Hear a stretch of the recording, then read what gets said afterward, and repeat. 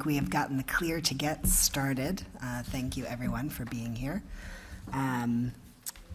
Today is May 13th. It is 6:32 p.m. This is the full school committee meeting, regular school committee meeting for the Greenfield Public Schools. And we are calling to order. This meeting, I'm also going to read the chair statement. This meeting is being recorded by Greenfield Community Television, GCTV. If any other persons present are doing the same, you must notify the chair now. Anybody else recording? I did note that I think our reporter is online, so just noting that. They're probably taking notes. All right, so we are called to order at 6:33. Member Webb, will you please call the roll?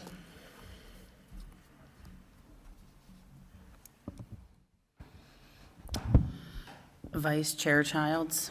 Here. Member Deneve. Here. Mayor DeSorger. Here. Member Deitman. Here. Member Goodwin. Here. Chair Sexton. Here. Member Webb, I am here. All right, we are all present and accounted for. We have a full quorum. At this time, we're opening it up to public comment. Members of the public may speak for up to 3 minutes. And when you get up here, please just say your name and what your relationship is to the schools. If you're a parent, community member, staff member, etc. Nan, we got any community public comment?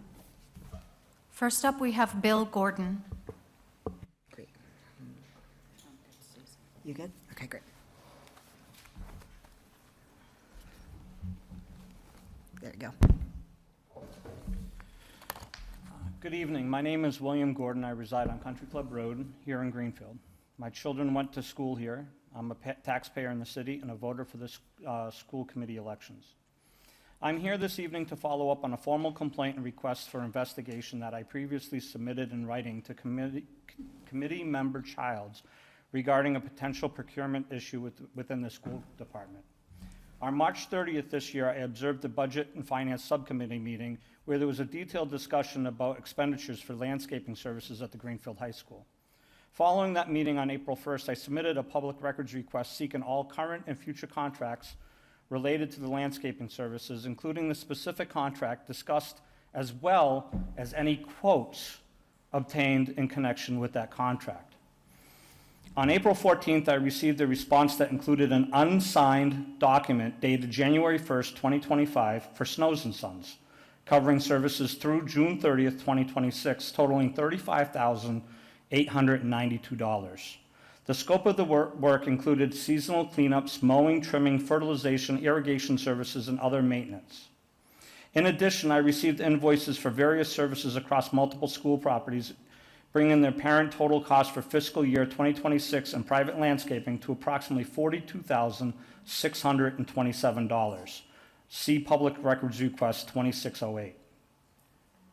However, the response did not include any of the requested competing quotes associated with this contract. I subsequently filed a follow-up complaint regarding the incomplete response, and I was informed that the city's procurement department may hold the records. But after additional delays and multiple follow-ups, I ultimately received the final response saying that there was no responsive records existed within the city of Greenfield, and that the request may be directed back to the Greenfield Public Schools. As of today, more than 6 weeks after my original request, I have not received any quotes. See Public Record 26243. I want to be clear that my concern is not with the vendor, Snows and Sons, as I respect our local business and their work. My concerns is with the process and compliance of procurement laws. Additionally, while I may question the spending priorities of the school, particularly given recent program reductions in the schools and other departments, those decisions all ultimately rest within the committee, the mayor, and the city council. I watched the Budget and Finance Committee that occurred on May 5th, where this topic was discussed, where the superintendent blamed the city's procurement side once again, claiming that the procurement was done 3 or 4 years ago, even though this contract was made less than 18 months ago. So here we sit, the school is blaming the city, and the city is blaming the school, but no one is taking responsibility. Based on the information available, there appears to be two possibilities. I have two or three more paragraphs here.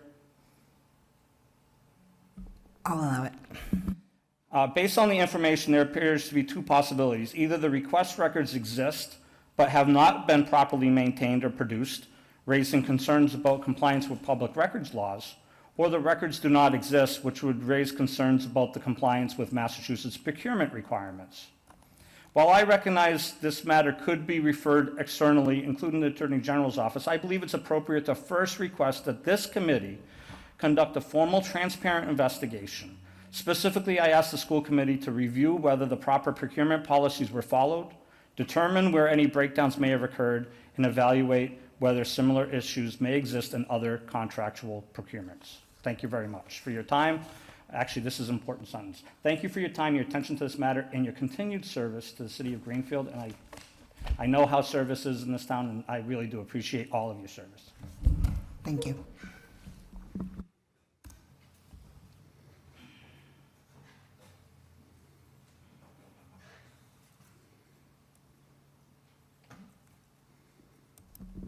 All right. There are no other members of the public in person, but are there any members of the public online who would like to give public comment at this time? If so, you can put your name in the chat, you can raise your virtual hand, or you can even come off mute and say your name.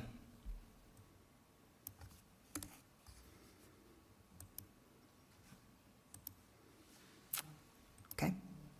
Seeing none, I think we will go ahead and move forward with item number 4, report from the student representatives.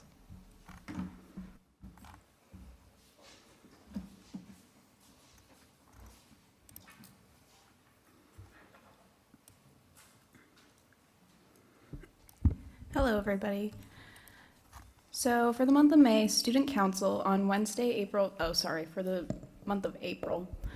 On Wednesday, April 29th, the Student Council hosted the Western Massachusetts Association of Student Councils Spring Conference with 18 schools and over 300 students in attendance. The conference was a huge success. May brings planning for Mental Health Week in collaboration with many organizations at GHS. Events will happen during lunch and after school, all of which are free for students. During Teacher Appreciation Week, May 4th to May 8th, staff were treated to mocktails and muffins at the high school. Lastly, this month, the council will hold their end-of-year banquet on Wednesday, May 20th from 6 to 7:30. Key Club. Before spring break, several Key Club students walked to AEL and spent a few hours reading and playing with students. The Kiwanis Club and the United Way donated a book to each AEL student called The Koala Who Could by Rachel Bright. Athletics. All of the teams and their records and upcoming games are on Arbiter Sports, if you are looking for those. French Club. 18 GHS students, staff, and families went on a 10-day trip to France during April break. The group marveled at the Eiffel Tower and impressionist artists at the... These are a lot of French words. I take French too, so this is embarrassing. They had an amazing trip, is basically what they're saying. Yeah, to just summarize a little bit. Student Spotlight. Our own GHS senior, Ash Bigelow, participated in the Academy of Music Regional Youth Poetry Slam on Friday, April 3rd, and won 3rd place with a cash prize. In performing her original poems, Ash showed great vulnerability, courage, and strength, and was an inspiration for all that attended that evening. Library Club. On May 6th, the Library Club had game night, and on May 20th, high school teacher Miss O'Leary will give a hands-on tutorial of how to create realistic, scary stage makeup. Band. May is a busy month for the GHS band. On May 8th, the band participated in the annual performance at the Great East Museum Festival. On May 14th, they will have their combined GHS and GMS Spring Band concert at 7 p.m. in the GHS Auditorium. The GHS concert band and jazz band will be performing, as well as all GMS concert bands and small groups. And they will also be performing at the Memorial Day Parade and graduation as well. Spectrum. On Saturday, April 18th, Spectrum went to Pride Prom hosted by Franklin County Pride. This event was one of the group's favorites from last year and provided fun new memories for the group. During the first week of May, Spectrum partnered with the Student Council for Mental Health Week. Trivia team. Our As School Match Wits episode aired on April 11th, and we congratulate our seniors, Zach O'Leary, Evie F., and Zach Odarski. Sorry, that was a misprint. Evie F. and April Rooney Adams. All three were strong in their trivia knowledge and fun to be with. We have Gabe L. returning and two newer members, Henry A. and Esther B. Mosaic Club. On April 11th, April 10th, I believe, the club hosted a successful first annual dodgeball tournament fundraiser with 4 adult teams and 6 student teams participating. The club will continue to meet with Matt Allen monthly and have an end-of-year bonding activity / cookout. And that is all I have. Thank you so much. Any questions, comments from members? Great. No, really appreciate it. Thank you. Thank you. All right, and at this time, I'd like to invite up our guest for a presentation about electric vehicle charging from Fulcrum Energy Solutions. If I may. Yes. Yes, thank you, Chair. Come on up, Kendra. This is Kendra Rosa from Fulcrum Energy Solutions, and going to give us a quick overview on an option for us, maybe for our city and for our schools. There are grants that are available out there that allow the potential to get this, free, isn't that always great, right? When you're in any type of municipal government, charging stations at public facilities. She'll get into some of the details there. So, I'd heard of this. Kendra and I have been speaking since the winter. She came out with one of her, I don't know if it's an engineer or somebody, visited all of our schools, looked at our electrical panels with our own facilities director. I stopped in at a couple of them as well, too. We've sent you all the proposals that you have in the folder for May 13th for electrical vehicle presentations. And obviously, if you have any questions, she's the pro to answer that. So if you can give us a little overview on some of this, we'd appreciate it. Thank you, Kendra. There we go. Okay, so yes, my name is Kendra Rosa. I'm with Fulcrum Energy Solutions. We are a service-disabled, veteran-owned small business out of South Coast, Massachusetts, and we are a expert in turnkey design, build, energy efficiency projects. Oh, is it too far away? Sorry. Is that better? Even more? Okay. I'll talk a little bit louder, maybe. Okay.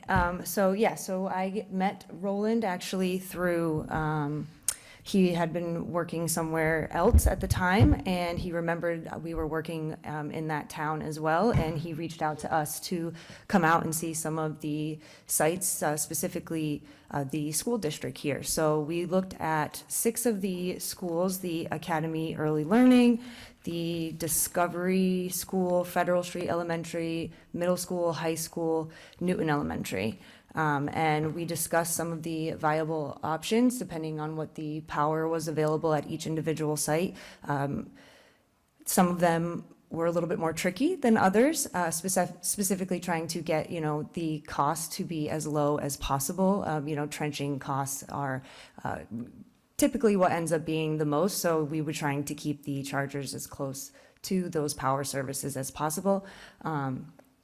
There was the Academy Learning. That one was one of the older buildings, but we were able to find a solution there where we would do some trenching right just across the parking lot there into the little turnkey sorry, I'm not sure if there's a specific location that you want to talk about, but I can start with the high school, for instance, where we actually proposed two separate locations where we were able to, for the front parking lot and the athletic field. Since the athletic field already had the power in that shed, I suppose, we were able to eliminate a lot of the trenching cost in that. And if you were up for it, we could actually do 2 stations at the high school lot and still keep that under the $50,000 cap for the Mass EVIP grant. So still at a zero out-of-pocket cost for you, the customer, the school district. We're looking at least 14 ports throughout the whole district. It would be 2 ports at each location. We do, again, other than the high school, which would have 2 ports in the front and 2 ports in the back. I know you guys are also using that lot. There's a lot of stuff going on, whether it's events, and you have the field in the back. So that could be a viable position. And I know that Greenfield is already a very strong reputation around sustainability, so this feels like it could be an extension to that for the infrastructure and future proofing for your school district. So if you have any questions about the funding specifically, there's the Mass EVIP grant. Ms. Melody? Kendra, could you talk about, the grant itself, how much it is, and obviously after the installation, what we would be responsible for? Sure. Would it cost us money, electric-y? Would we charge people? How somebody would use that? Sure. So for the Massachusetts EVIP grant for municipality-owned properties, it's 100% of the hardware and installation costs taken care of. So they try to help as much as they can with that. If it was a non-government property, it would only be 80%. But since it's a government-owned property in the school district, you would get 100% of that. Now, there are some ineligible opportunities with that, something like the software cost, the networking, and bollards. Because we were trying to keep this as a low-cost project for the district, we decided to propose the Autel charger, which is a great charger. It's not ChargePoint, where ChargePoint does have a significant software networking subscription cost, where it would be an upfront cost per port to the customer for depending on the term of year that you would like. So you could do a 1 to 5 year term. With Autel, they have a Red E system where that software network cost is deferred to the driver itself. So the customer actually doesn't see that software cost at all. But you can also, what ends up happening is that, let's say you're charging 45 cents per kilowatt hour for a public to use the charger. The Autel system would take maybe 5 cents of that, and then you are remaining with the 40-cent revenue, and that goes into an ACH account, and you can distribute that revenue to paying off the additional electric bill that would be occurred from the demand on the grid from the chargers themselves. Now, with that, there's utilization, right? So the utilization of the chargers themselves, if they're not being utilized as much as you would like, there is still a bit of an idle fee, but that could be as little as $1 a month, up to $60 a month, depending on the actual power of the charger. Where these are only 50 amp chargers, they're not really pulling as much power for them just to be sitting and being connected to the Wi-Fi. But that would be a cost to you guys. Is that 1 to 60 per port? Correct, Okay. per month.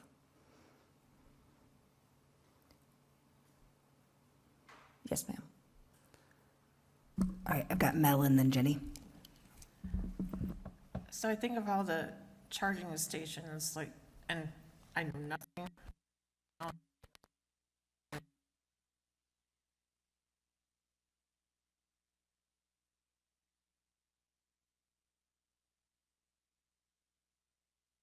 To somehow maintain, if somebody uses it, the billing of it? Is that the way I'm understanding what you're saying? So would we be technically charging somebody to use it? Or is there an app, like a parking app that they pay for? Or is that a choice? So for the EV drivers, there's apps that everybody has that they Okay. would be down. We're back to all blinking, so if I could just have you really enunciate. Mine's not blinking. Oh, wait, now this one's back on. Isn't blinking? This one's back on, okay. So for the EV drivers, they all have these apps and maps that will locate the individual chargers for them. And then they have specific accounts within those apps that allow them, that sets their credit card up to it, so they would just, swipe their card or, hold their phone up to the charger itself for them to activate the charger. And then what you do as the customer is that you set however much kilowatt hour you would like to charge them. And then that would create the revenue. So it's sort of like going to the gas station. You're paying somebody for the gas, but you're supplying the power. Okay. So this sounds wonderful. We get a lot of asks for where the chargers are. Sure. I have a question about the actual obtaining of the grant. Then does your company will do all the paperwork that's associated That is with correct. that? Yep, Okay. yep, we will take care of all of that on behalf of the district for you. So you wouldn't have to see any of that. You would be a part of that email thread specifically, or whoever will be the admin who will kind of be maintaining the project throughout. So I don't know if that would be Roland or somebody else within the district, but we would have complete transparency between us, you, and the Mass Step Department, where we would just fill out the application for you. They will come back with questions, we answer them, and then unfortunately that does take some time. It can take up to 6 months for the EVIP approval to go through, but we are on top of that constantly, so, yep. Okay, thank you very much. Member Deneve? Thank you for coming. I am an EV user, so I'm tooling around town and plugging in all over the place. And I have a couple questions and also just a couple comments as an EV user in this town. I think it's a great idea. I'd be really interested in us exploring, I don't know if it's within our purview as the committee, but I'd love to find out about the cost that we would charge the EV users, because Greenfield charges more than any other cities around. I don't know if y'all know that, but it's like incredibly high. It's way cheaper to charge anywhere else. And there aren't that many chargers around. Sometimes you gotta check that app and you gotta see if someone's on it, and like there's like the secret one in GCC that everybody like hides out and waits for. So, like, I know where they all are. So I guess that's just my comment about that. Like, I'd like to talk about like the possible revenue and how that would be calculated. Sure. But my question is, what is the total upfront cost for the district? Like, what, even with the grant, like what would we be putting out? And then also, what happens to the charger if we sell the building? Let's say we close the school. I'm not saying we are, but if we did, and the building is no longer a municipal building and reverts to a private building, how does that work? Would that charger then revert to that owner? Would we have to remove it? Like, what's the process of that? That's a great question. Excuse me. I will look into a little bit more of that because I've never actually had that question before. And that I don't think many people assume that their building is going to be sold. So I will get back to you guys with that. I can imagine that because it's, for the grant purposes, it's tied to the address itself. So then I would assume that it would stay with the building. Yeah, because there are different mass programs where there's the public versus the private, and that really just defers to the incentive amount. So if it's already public and the grant has already been approved and we've already installed it, then there's not really a stipulation where it's like in 3 years from now, the building becomes a private building. So now that charger remains public to the public. And then to your note on the pricing, a great way is to really just kind of look up what the local, like what surrounding towns are charging. Right now, we're finding in this specific area roughly about 45 cents a kilowatt as an average. I've seen as high as $1 in some places, which is really absurd. You kind of want to base it off of what like home kilowatt charges are being charged to homeowners and, you know, bumping it up a little bit. What's I'm sorry, what's the name of the charging app that we'd all be using? It would be Red E. Red E, Yeah, Autel with Red E. like R-E-D. Yep, E, Red and then the just letter the letter E. E, Okay, correct. and that would yeah. be the name of the app. Yes. Okay. I just find it's just something to think about because like charge points are great, but we have a lot of chargers around here that aren't charge point and that there's like a mystery charger at Big Y that no one even knows who it's connected to and like you can't, there's like 50 like Tesla ones at the RMV that no one can access. Like there's a lot of chargers around here that are just not accessible Interesting. or not connected or you can't get the app for it. Okay. So, Yeah. yeah, I don't know if y'all knew that, but it's, The Gill.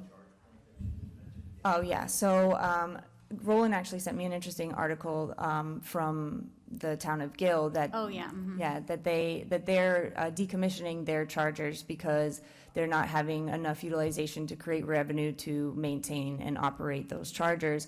But they're also, those are charge point chargers that happen to be with that extra software network, which is part of what's killing that charger because they're not creating revenue to offset that subscription service. So with this Autel and Red E, like I said before, that charge gets deferred to the driver, so there would be no maintenance costs in the software program. That sounds great. Thank you. Great. I had a question from Member Childs, and then I've got another question as well. Okay, comment and question. First comment. In theory, I'm definitely in favor of this, especially if we are not paying for it.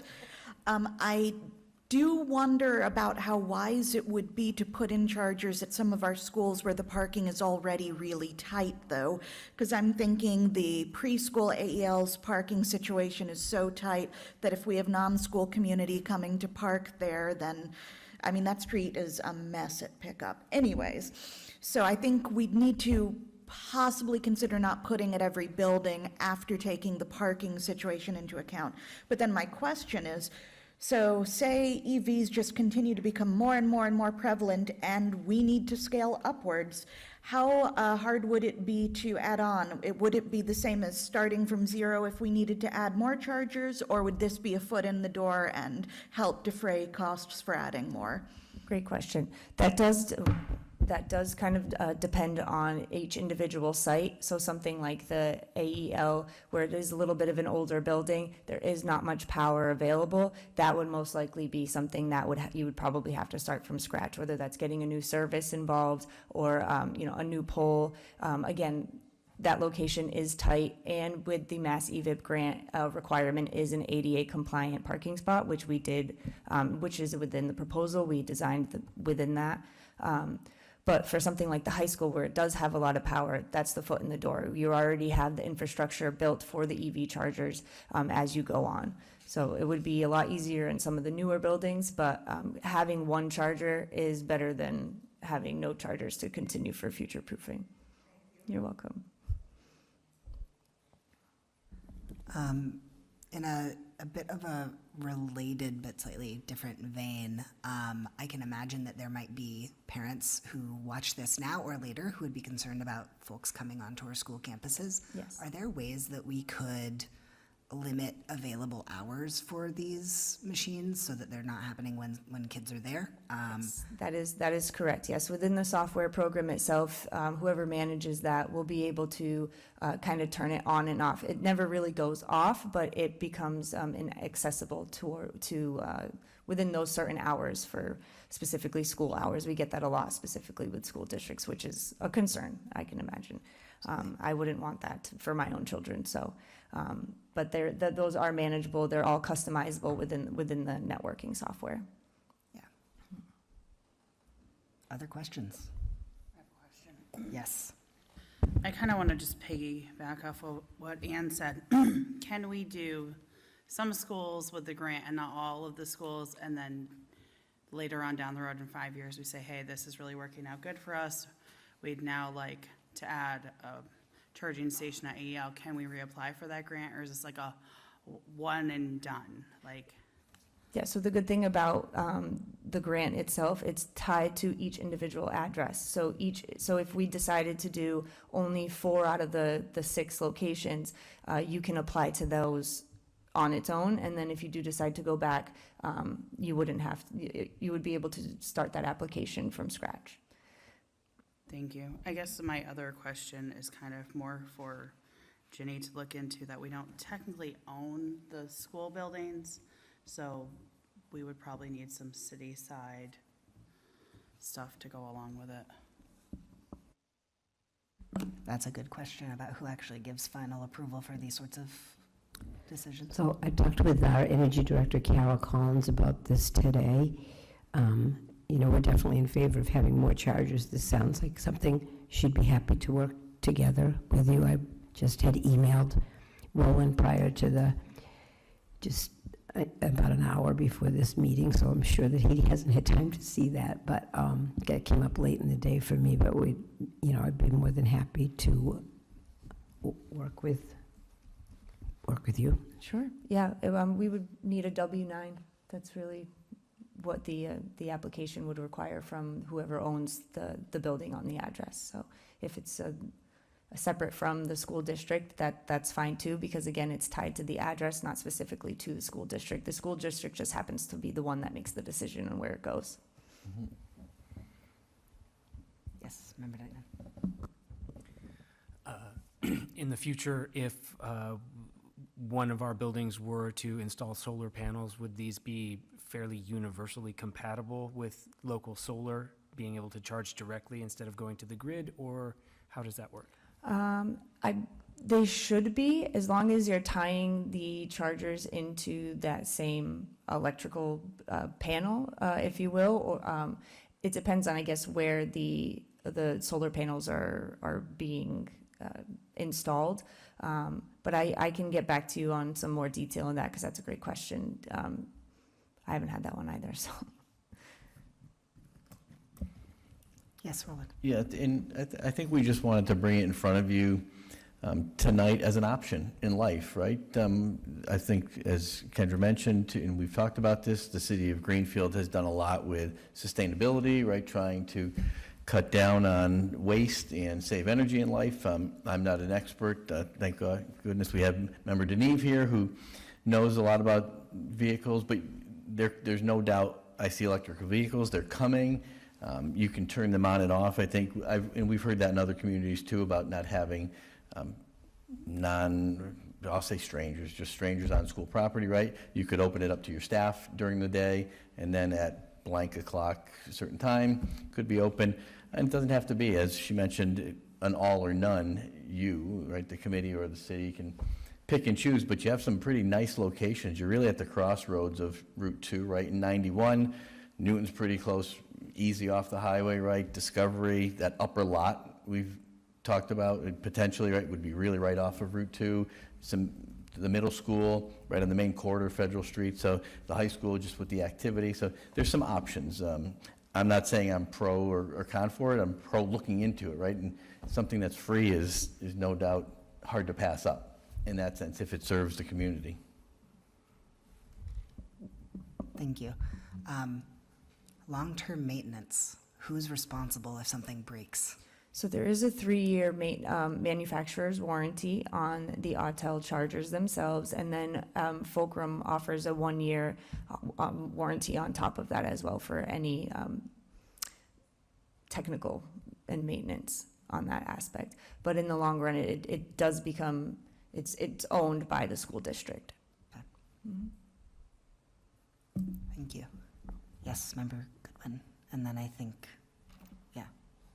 I mean, is there a way to talk to other school districts who've done this? Or do you have any names you could give to our superintendent? And just, I'm curious about how much time and energy it takes an employee of the school district to manage the whole, or is it gonna be an employee of the school district, or is it gonna be an employee of the city?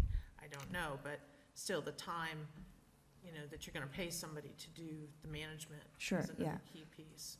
Yeah, we do offer training after install as well to help with that. And it does depend on who you decide is going to be the admin that takes care of that, but I can absolutely get you some references from similar situations and similar school committees and things. Absolutely. Great. Oh, okay, Member Deneve.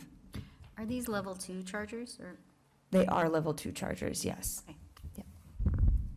Unfortunately, there is no DC fast charging incentives, and it is thousands and thousands of dollars more to put those in. But it also, level 2 chargers compared to the DC fast, I'm sure everybody knows the DC fast, they take minimal amount of time to charge, where the level 2s take maybe 2 to 4 hours, depending on the type of EV car that you're driving. So it really kind of depends on the type of car that you're driving as well. Great. Okay, unless there are no burning questions, it sounds like you've got some information that you're going to come back to us with. Yes, We're not obviously not taking a vote on this right now. We'll probably bring it up again next month. If you have questions that come up between now and then, please send them to Roland, so Roland can send them to Kendra, and we can get some answers for folks. But Yes, we thank you for having me. appreciated having you. Thank you. Thank you.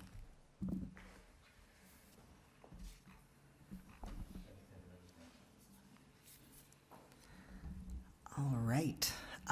Moving on to reports of the administration. Did folks have a chance to read through the reports? Do members have any questions?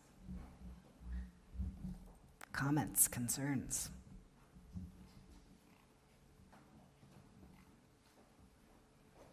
Not a single one. I can have one. It's okay if we don't, but if you've got one, I can have please. one for Stephen. I noticed that the April, I guess it's more of a comment, the April vacation was lower than the February. Is this the first year doing the April and the February?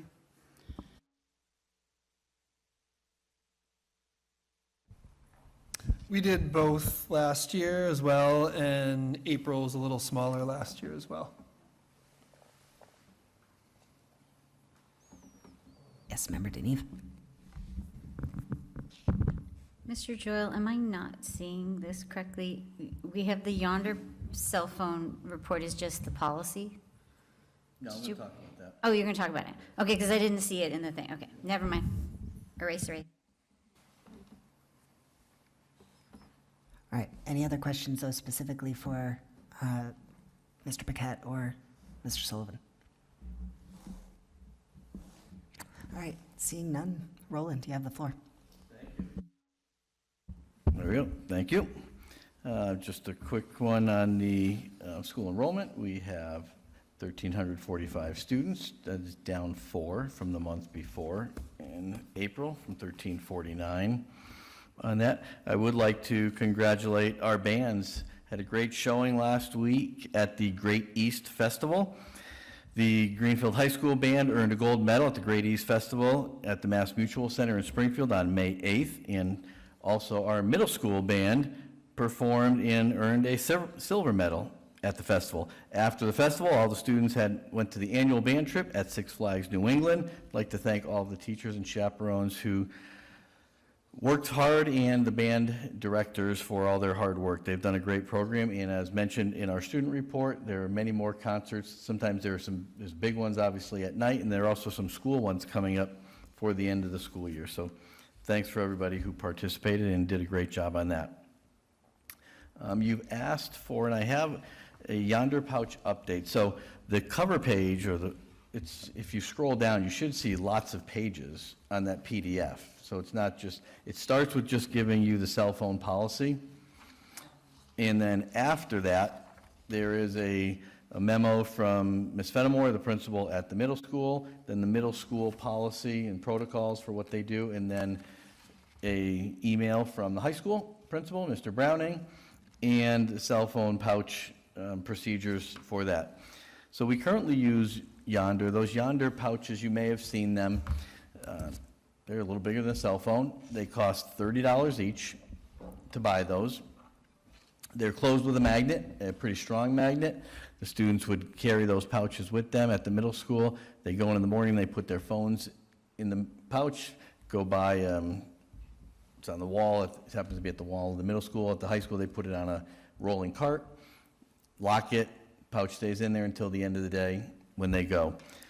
The middle school, if as you can see by Ms. Fenimore's memo, and I worked there for a little while, so I can tell you that they religiously do that there at the middle school, and every student has one at the beginning of the year.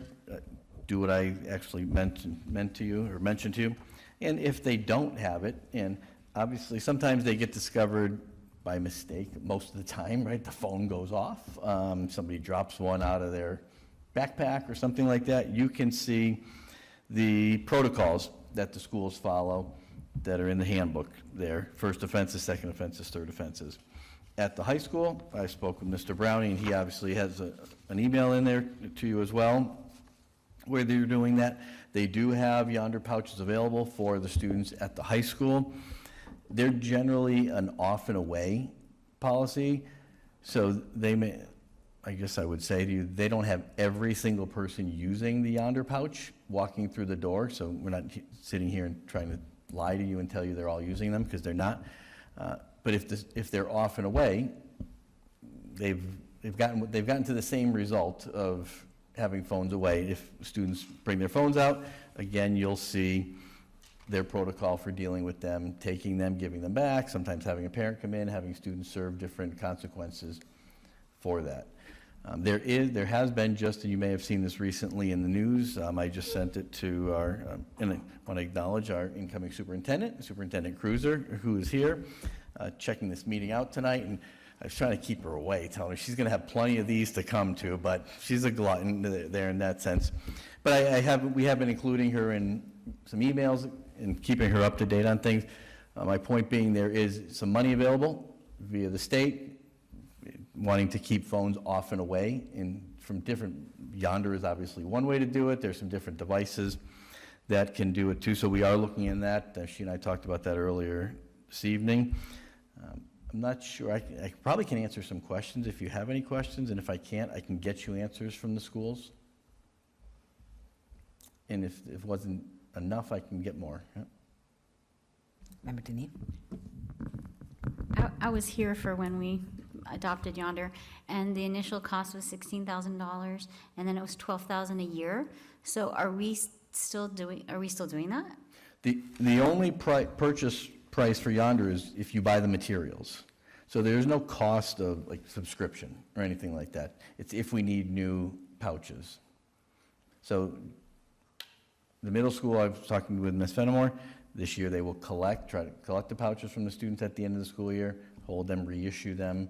Last year, right, they have over 300 students. If you rate at $30 each, you can do the math. They can be pretty expensive. They're not buying and giving everybody new ones every year in the future. I mean, I don't have like any horse in the race on this, really.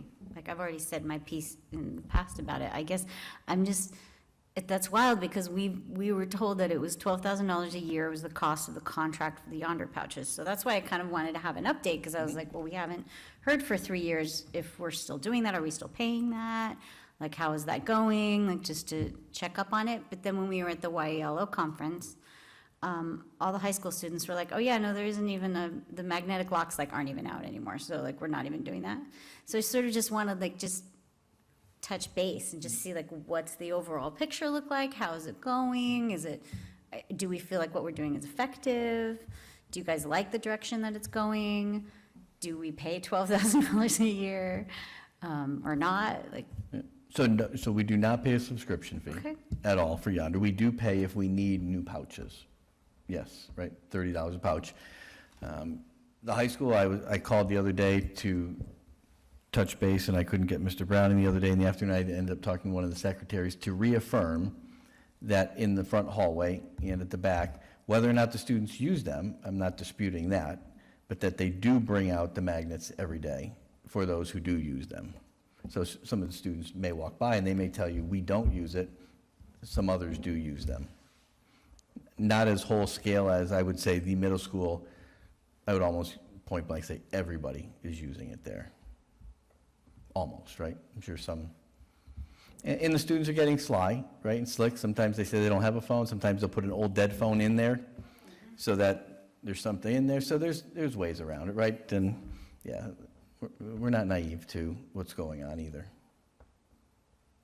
I watch them open them on the bus. There's ways. Oh, really? Okay. Oh, yeah. Easy pie. All right, Member Deitman and then Member Webb. Is there a replacement fee for the students' families if the pouch is lost or broken? No. Okay. That would be a possible consequence, and that's what we do in the school where I teach. Okay. As Member Deneve points out, there are ways of breaking these pouches. There are ways of hacking them so they don't really do what they're supposed to do. And we've seen several students at the school where I work, they just smash them. And then they stop, because it's a way of getting it open. Okay. Right? And then you can do that a few times, and then eventually it just breaks. And I can see a situation where, without any consequence to that, that could be pretty rampant. And then my other question is, it sounds like you're saying that at the high school, we're on an honor system. The students, what motivation is there for the students at the high school to lock up their phone? Is there any? Dealing with these consequences. Yeah.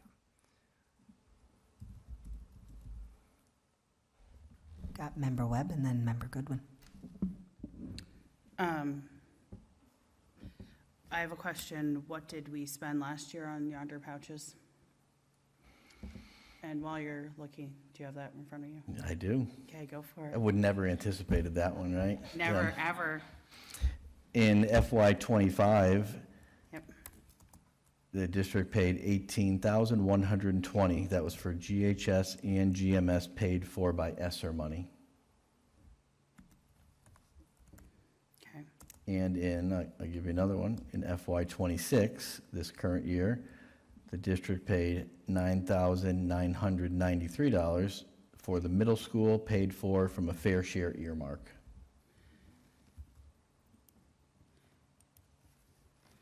I kind of am going to answer Member Deitman's question unintentionally. At the middle school, they give your child a Yonder pouch whether or not they have a phone. My child does not have a phone. She has attempted to give back her Yonder pouch, and they refuse to take it, even though I have 2 Yonder pouches sitting upstairs in her bedroom unused.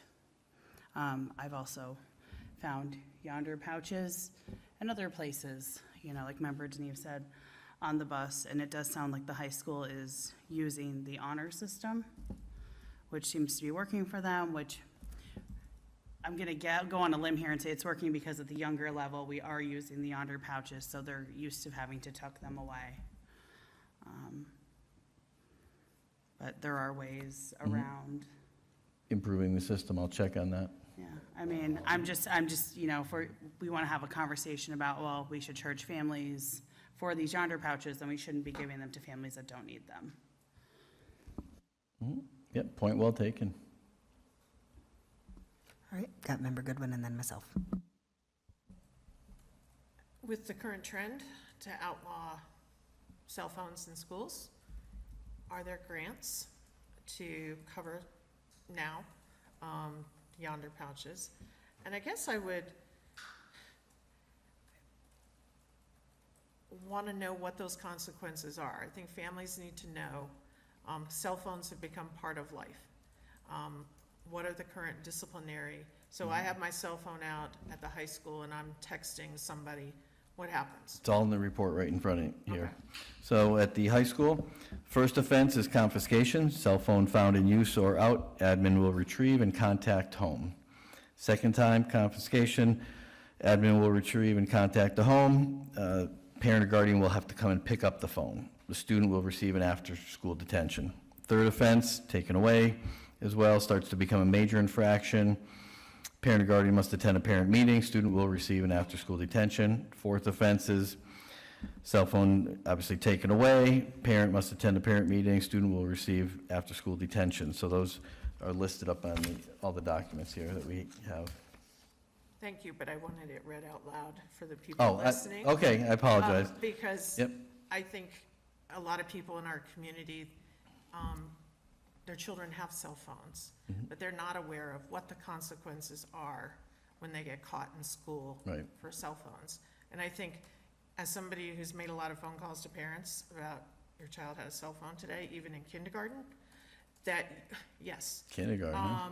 That they don't think it's a big deal, because it's just part of their lives. So I think the consequences should be very public about what's something that is important for our schools. Okay, I've got myself and then member Deneve. I have just some questions about like more of the cultural impact of really trying to enforce keeping cell phones out of the classroom on our kids and on the teaching and learning process. And do we have any either anecdotal data or even data when it comes to discipline or data when it comes to student scores or achievement? Anything like that that says, yes, we're on the right track, we're doing the right stuff, we are making good headway with the goals that we had when we set this program up in the first place. And just sort of, curious, what is the broader impact beyond are we implementing or not? And then this question, I'm just gonna have to put it out here. When new legislation takes effect, what is the applicability of these policies to our staff in addition to our students? I have heard from some of our high school students that there is a sense of frustration when they see their educators also on devices during class time. I'm not trying to attack any of our staff. They do wonderful work, and wondering where we can help our educators lead by example as well.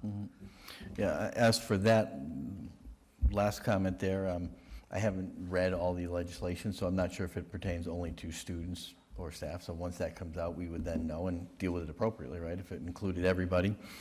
But there's no doubt that the students raise those questions, right? And they raise those questions all the time about a staff member having a cup of coffee, right, on their desk, and they can't have something in their classroom. And there are differences in life at times, but sometimes there is role modeling as well too, right, and modeling. So depending on what the law said, right, we obviously would follow that. And if it didn't say that, there could be some discussions had about, being a role model and doing those types of things. But there are also discussions that we have with students saying there are differences in life too, between students and adults and people who've already gone to college and done their time and learned in school while they're learning. I would hope a teacher doesn't have it out all the time. I say hope, right, in that sense. In terms of the data, right, I haven't studied it, so I can't speak to you about recent studies right now. Anecdotally, yes, teachers would tell you anecdotally that, when students don't have their phone underneath their desk like this, looking at it or trying to text somebody or receive a text from their parent, they're paying more attention to school. It's pretty obvious in that sense, right? We understand the need for parents to get in touch with their students. We have people at the phones all the time in their school. If there are ever any emergencies, parents I'm telling you, they can never say they can't reach their student. Never. Somebody will always get a message to their child in that sense. Emergency responders will tell you, should something happen, right, in our schools, they would rather have our students not be on their phones, jamming the airwaves, right, and texting and sending false messages. Those are things that we practice when we do lockdown drills, which we just did some recently. Great cooperation by emergency service providers, right, our local police department here in Greenfield, the Franklin County Sheriff's Department, the Mass State Police went through all of our schools just last week for drills. They don't want 1,300 phones binging this area. You'd never get through and get anything done in that sense. So there's no doubt that there's ways to improve it, and depending on how far of an edict and enforcement people want, right? Discipline procedures, right? I read those from Member Goodwin, right? Some people might say, oh, that's not enough. Detention, parent has to come in. Well, it's a pretty big inconvenience for a parent to come in. And I will tell you that life has changed since I was a vice principal in the 90s, when we handed out suspensions like candy, and students were kept out of school for long periods of time for things, right? And I do think that sometimes that's a frustration, what we hear from our educators, that there's not enough consequences, not just for phones here. I'm kind of broadening the scope for 1 second. But there's a give and take too. I think maybe at times we had overdone it for some small things and kept students out for too long of times. So we have to weigh all those laws that we have from the Department of Ed right now and that get passed through the legislature. So I think our teachers are working hard to keep phones off and away and out of the classrooms, because there's no doubt they're a distraction.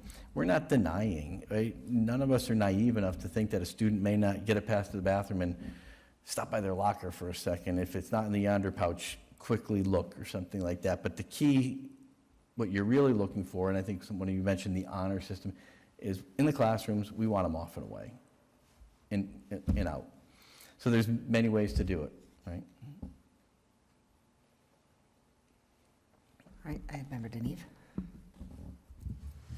I'm really thankful that we're even having the conversation about making adjustments, because when the Yonder Pouch came about, it was basically like, this is just what we're doing. The superintendent signed the contract without even bringing it forward to the school committee. It just happened.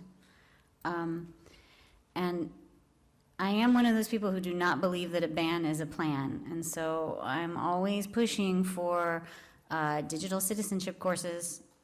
But historically, here in the committee, when this came about, we had, or attempted to have, a robust discussion about why can't we just put it in a bin? Or why can't people just drop their phones in shoe holders or whatever? Everybody had all these great ideas that other districts were using.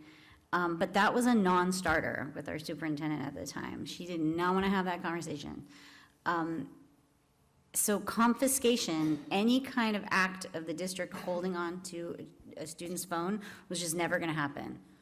And so here I'm seeing that, like, we can confiscate them, which is making me think that, is the conversation really open? Like, are there other things we can do besides the Yonder Pouch that maybe would be cheaper, faster, more effective? That's just my thought process, because we couldn't even have this conversation before. Right. And then, of course, I'm always going to continue to push for that digital citizenship teaching, because they may know how to navigate social media, but they don't necessarily know how to use their phone as a tool. And so, like, for my teen Girl Scout troop, those kids learn to buy, like, train tickets on the phone, to, like, figure out reservations, like, read the maps, like, figure out how all these things work. And that's something that you'd be surprised that they don't know. They just don't know that, because they're used to just using it as, like, a fun chat tool, or, you know, just surfing the net. So I sound old saying surfing the net, but truly, like, there's this whole, you can run a business on your phone. Like, I don't want them to not be able to do those things, because that's what they're going to have to do. And at YELO, they all said, like, we want a digital citizenship course that's mandatory. Like, we want to leave this school knowing how to properly use this technology to enrich our lives and have a balance, so that we know when to put it down, when to not have it out, how to learn without it, but also how to harness it. So I'm glad we're having the conversation. And I hope we can move towards maybe not the pouch and more of a easier, cheaper alternative. Yep. All right, Member Diamond. I just wanted to make a comment as, from the perspective of a teacher, a classroom teacher. I work in a school that went with Yonder Pouches starting last year, and the difference has been incredible. And my perspective is not very long.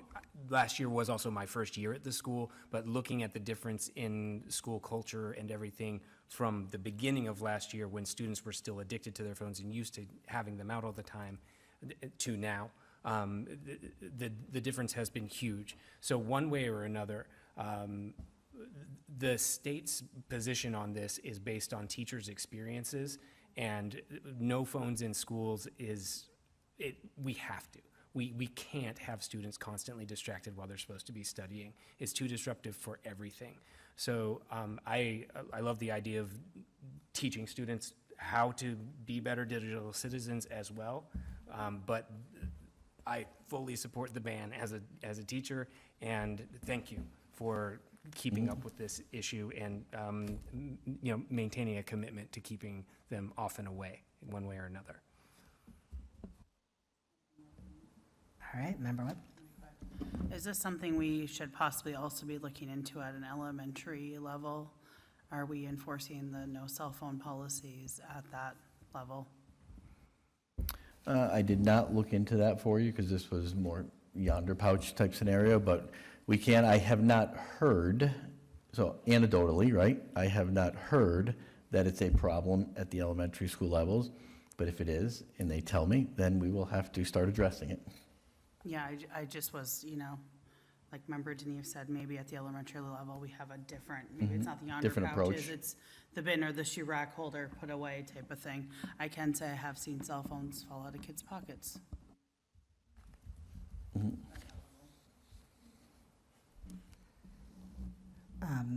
Great.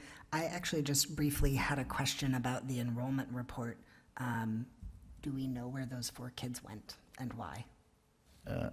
I do not off the top of my head. I can find out where those 4 went for you. Thank you. I think that that's something in general, if kids are going out of district, we want to know where and why. That'd be great. Thank you. I'll let you know. Member Goodwin? This is more a question of process. Do we have a policy that bans cell phones, or can we move towards that? I mean, we have, we bought the yonder pouches. We've invested a lot of money in trying to keep the cell phones out. And as somebody who has subbed at a high school not too long ago, you spend all day as a teacher saying, put your cell phone away. And it's not just the cell phone, it's the ear. They're talking, making a call in their ears or on their watch or wherever it is. And, or they have to do a TikTok in the middle of class. So there's so much of that, at least 6 times a class, you're going to say, put your cell phone away. And that's one of the pieces that this really addresses. And I'm wondering if we can have a policy about that. So if I can jump in and help you. If you would like to, but I also have a response, but I would never cut the chair off. it's all good. One, I'm not sure if we need a policy if we have a law, because law supersedes our policy. Second, to Member Denise's point, a blanket ban is not, like, that doesn't actually do anything for the in-class enforcement of that ban. So I think that from what I'm hearing, we've got a system in place, and it's a matter of like fine-tuning as needed the system that we've got. But I'm not sure that introducing new policy for the sake of having the policy is useful to us. Superintendent, would you add? Yes, in the materials you have tonight, I believe you should have the policy itself, JICJ, cell phone policy. It's pretty quick, I'll read it to you. In order for students to learn, they must be able to concentrate on the content of their instruction. The school committee recognizes that cell phones increase student distraction and encourage behaviors that make learning more difficult. Our schools will therefore not allow students to access cell phones during the school day. The administration is directed to design programs to enforce this restriction. Programs to curb cell phone use, like all of our school programs, will be based on evidence of effectiveness and will be evaluated regularly. Approved by the Greenfield School Committee, May 10, 2023, April 10, 2024. Does that answer your question, Member Goodwin? It does. Great. Any other questions before we move on? Last call. Seeing none, thank you so much for getting that report to us and being willing to share. Thank you to the members for all your questions. We will move on to item 7, our consent agenda. At this time, are there any items that any member would wish to have removed from the consent agenda?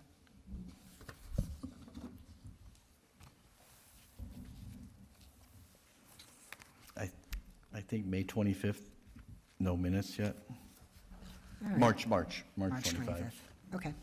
So please strike from item A, March 25th's minutes. Okay, Member I'd Goodwin? like to remove D. Okay, removing item D, approving the renewal of the contract for the Director of People Services from the consent agenda. Are there any other items that members would wish to consider separately? March 25th. Okay. All right. So I make a motion to approve the consent agenda with the exception of item D. Second. I'll take a second from Ginny. All in favor? Aye. Any opposed? Any abstentions? You are opposed to the approval of the consent agenda with the exception of item D? Yes. Okay. So I've got one opposition, one nay, I think 6 yeas. So it passes. All right. Now we have item D. Could Approval. we have a quick point of order, because we did not have a discussion before voting, and perhaps That's Member okay. Denise has a reason that would make us vote differently. That's a good point. Thank you so much. We're going to strike that. Try again. We've got a motion. We've got a second. Is there any discussion on the approval of the consent agenda? Yes, Member Denise. So this contract is coming up in public session, so I don't really feel comfortable. I guess I'm wondering, does it have to be in public session? Like, if this is somebody's personal contract, and I feel weird about it being picked out, and then what? Like, I looked it over. I was one of the ones who did the original contract, so I don't see anything different with it. So, like, I'm ready to go forward, but I also really don't feel comfortable with having it, like, having somebody's personal contract being picked over in a public meeting, and I'm wondering why this maybe isn't an executive session, this contract? Is there a reason why we're not doing this in executive session? No particular reason. That would be, I'll take the hit on that one, my fault. It's a renewal contract. The gentleman has been employed 3 years. It was a recommendation. The school committee has to act on it. You're probably aware of special education directors. Yep. So yes, we could, if you wanted to move it into executive, do that as well. Okay. All right. We probably need a vote to move this item into our executive session. Would that be accurate? All right. Do we need to first vote to remove it from the consent and then move it in, or just one foul swoop? The removal just happens by some member saying they would like it removed. It is removed. And so at this time, it is already separate. And so I think we can vote on the consent agenda with the exception of that item, and then have a separate vote where we would move that item into our executive session. Sound good? All right. So that being, with all of that laid out, I'm making a motion to approve the consent agenda items A, B, C, and E as presented. So moved. Great. Motion, second. Any discussion? All right. All in favor? Aye. Aye. Aye. Any opposed? Any abstentions? Passes unanimously. Now, a vote to move item D, the approval of the renewal of the contract for the Director of People Services, into our executive session for later tonight. So moved. Great. Perfect. Nan, I'm assuming you've got that. Any discussion? All right, seeing none, all in favor? Oh, Question. yes, Member Would it be like the other thing we're doing, executive session, where we'll come back and then have the public vote after it? So the discussion executive, and then I'm looking at items 11 and 12 on our agenda, so Yes, would it be pushed? presumably. Okay, just wanted that clear. Thank you. Thank you, yes. Okay, thank you for that. Any other questions, any other discussion? Okay. All in favor? Aye. Any opposed? Any abstentions? Seeing none, passes unanimously. All right, so now we are moved to our school committee reports. Starting with the chair's report. So I had updated you all a couple of months ago that the City Council Community Relations Subcommittee had a topic on their agenda related to internships for our students. So to that effect, they invited me to their meeting, April 27th, I believe it was, to hear more about what they were thinking, and for me to provide sort of my, like, here's some of the considerations you actually need to be thinking about before you just have a proposal related. Because there were lots of, like, they hadn't thought about the fact that they would be dealing with under 18s, and that adds a whole layer of regulation, and that they would maybe need to have mentoring plans, and that it would have to have some pertinence to our academic endeavor here, that it needs to, it can't just be they get free labor, it actually has to be meaningful for our students as well. So with that, I think that they're going to go back to the drawing board and see if this is something they're still interested in. I'm not sure that our students would have fit what they actually need. What they need is a communications intern, and I'm not sure that our students are it for them right now, given the additional regulation that it would take for them to actually accomplish the task. That being said, the conversation's still on the table. I am in general a fan of internships with municipal government, to the extent that it is a safe and supportive activity or endeavor for our kids. But that's sort of where we stand on that. It was a good conversation, and I'm glad that I was there to help them think it through a little bit. Then I also had a conversation with one of the parents from our Special Education Parent Advisory Council, and they had a request that they wanted me to bring to you all just to discuss and see if we would be open to it. They're aware that they have a standing invitation to come and report with us and to talk about their programming, but they were wondering if we would be willing to periodically, not every month, but maybe every other month or a few times a year, send one of us to go attend their meetings. This would be a great chance for us to hear directly from our CPAC parents what's going on, what's happening in our special education programs, how they're actually experiencing them, and just, I think, a more low-stakes way to get in front of our community. So I promised them that I would bring it here and ask you all, so here we are. I'm bringing this up. Our options, we can choose, they can sort of tell us the month prior, hey, we want someone next month, and we can choose an individual at that time, or we can name a person and say, you're the person, you're gonna go every time. That's sort of up to us how we would like to handle it. Does anyone have thoughts about that? Yes, Member Deneve.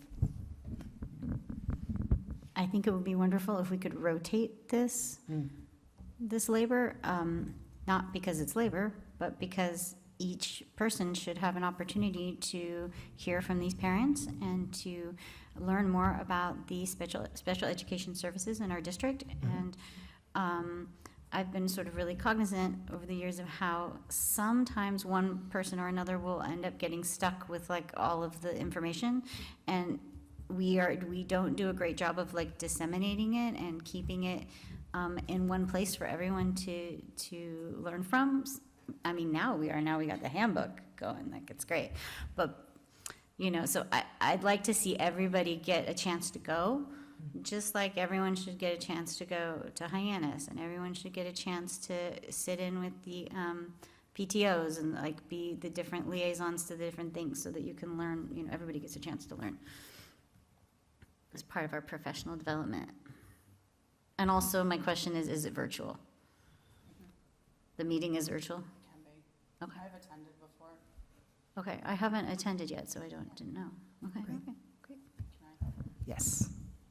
One thing I did bring up to Roland's attention, which he brought it up to Messanes, is that they do meet on the third Wednesday of every month. This year, hopefully with us trying not to have conflicts with city council, maybe they might, I'm not speaking for them, they might shift. Right now, I know that I have been to them, they're held at Community Action.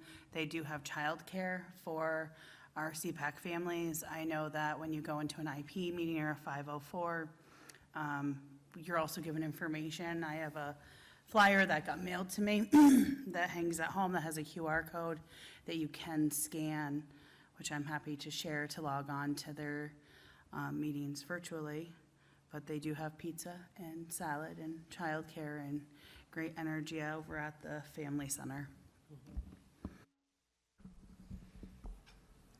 Member Childs? So I think our next step is finding out how frequently they want us and the anticipated dates they want us. And then I'm definitely in agreement with Deneve that we should rotate rather than appointing a single person. So my question is a little bit of an open meeting law question, because I know we can schedule things over email. Would an email like, this is the date, do we have a volunteer for the date? I guess we'd have to do that in a meeting, because that's not just scheduling, that's choosing a person. I'm just thinking in terms of the most efficient, fastest way to get it set up and going.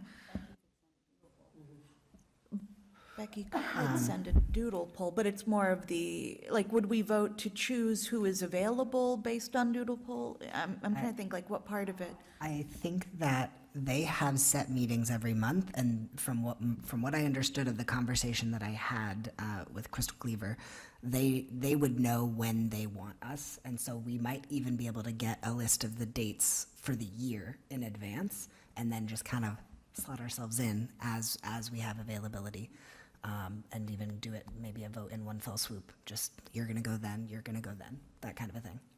That is what I'm in favor of. Great. And if for whatever reason that doesn't end up working out, if that's not how it actually plays out, I think that I can specifically request that they give us when they want us, at least like a month in advance, so we can try to time it around our meeting schedule so that we can have a vote to designate, go off, please go do, that kind of work. But I really appreciate folks' willingness and interest. I think this is great. I was very excited by the possibility of sending folks. I believe that they have their final meeting of the year next Wednesday, 5 to 6:30 at Community Action. There will be pizza. There will be our incoming superintendent. And I think they also just launched a CPAC website that they made. So folks should check that out. They do good work, and I want to just really give a deep gratitude and appreciation for Community Action for volunteering their space, and I believe they provide the food, and the childcare. I mean, they're really expending a lot of resources to support some of our folks, and it's that kind of partnership that makes this community what it is, and we're deeply grateful to them for their service and for their resources. Okay. This next item, I want to acknowledge that there was a Human Rights Commission discussion, I believe either late April or earlier this month, where there was a significant portion of their agenda dedicated to talking about the schools and racism that's been experienced by many students for many years in our schools. This is an issue that has preceded, I think, this particular sitting of the school committee. And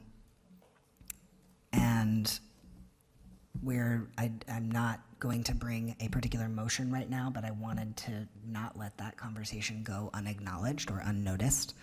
And I do think that as folks of conscience, we have a responsibility when we hear that sort of thing to say, yes, okay, we are hearing you, and then deliberately and thoughtfully moving forward, figure out what we're going to do about that.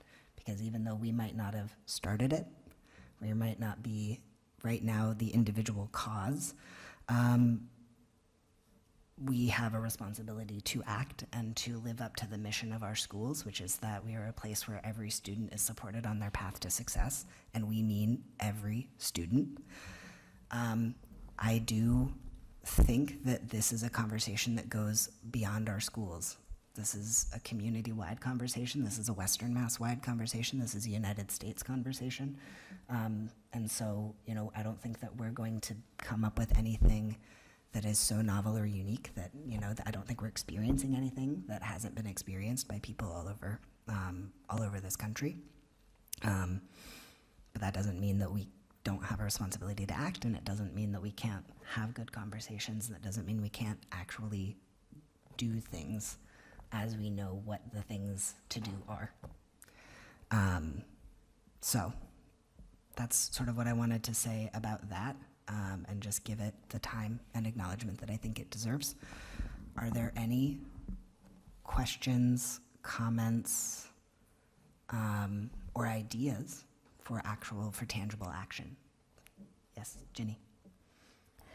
So I watched that meeting, and then I attended just the beginning of last Monday's Human Rights Commission meeting, and suggested that the members be in touch with the school committee about concerns, because it had gone a little further, and they were talking about curriculum design, et cetera, and I said, the school committee is the place for this, and we all have big ears. I left after that. Erin stayed as the liaison, but I think they'll be following up here. Great. Member Childs?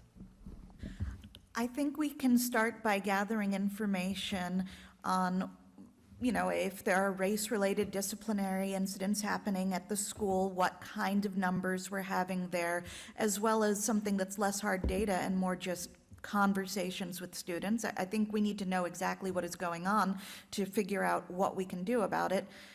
And I look forward to hearing more about what kind of curriculum we have and what kind of blind spots can be fixed. But first, we have to dig in and find out these basic starting points.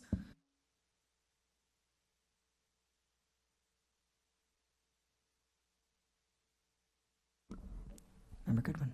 I guess as a citizen, I was disturbed by some comments about our staff, because I know that it is very hard to hire people, and we have worked hard to, the school district has worked incredibly hard to recruit people to our district.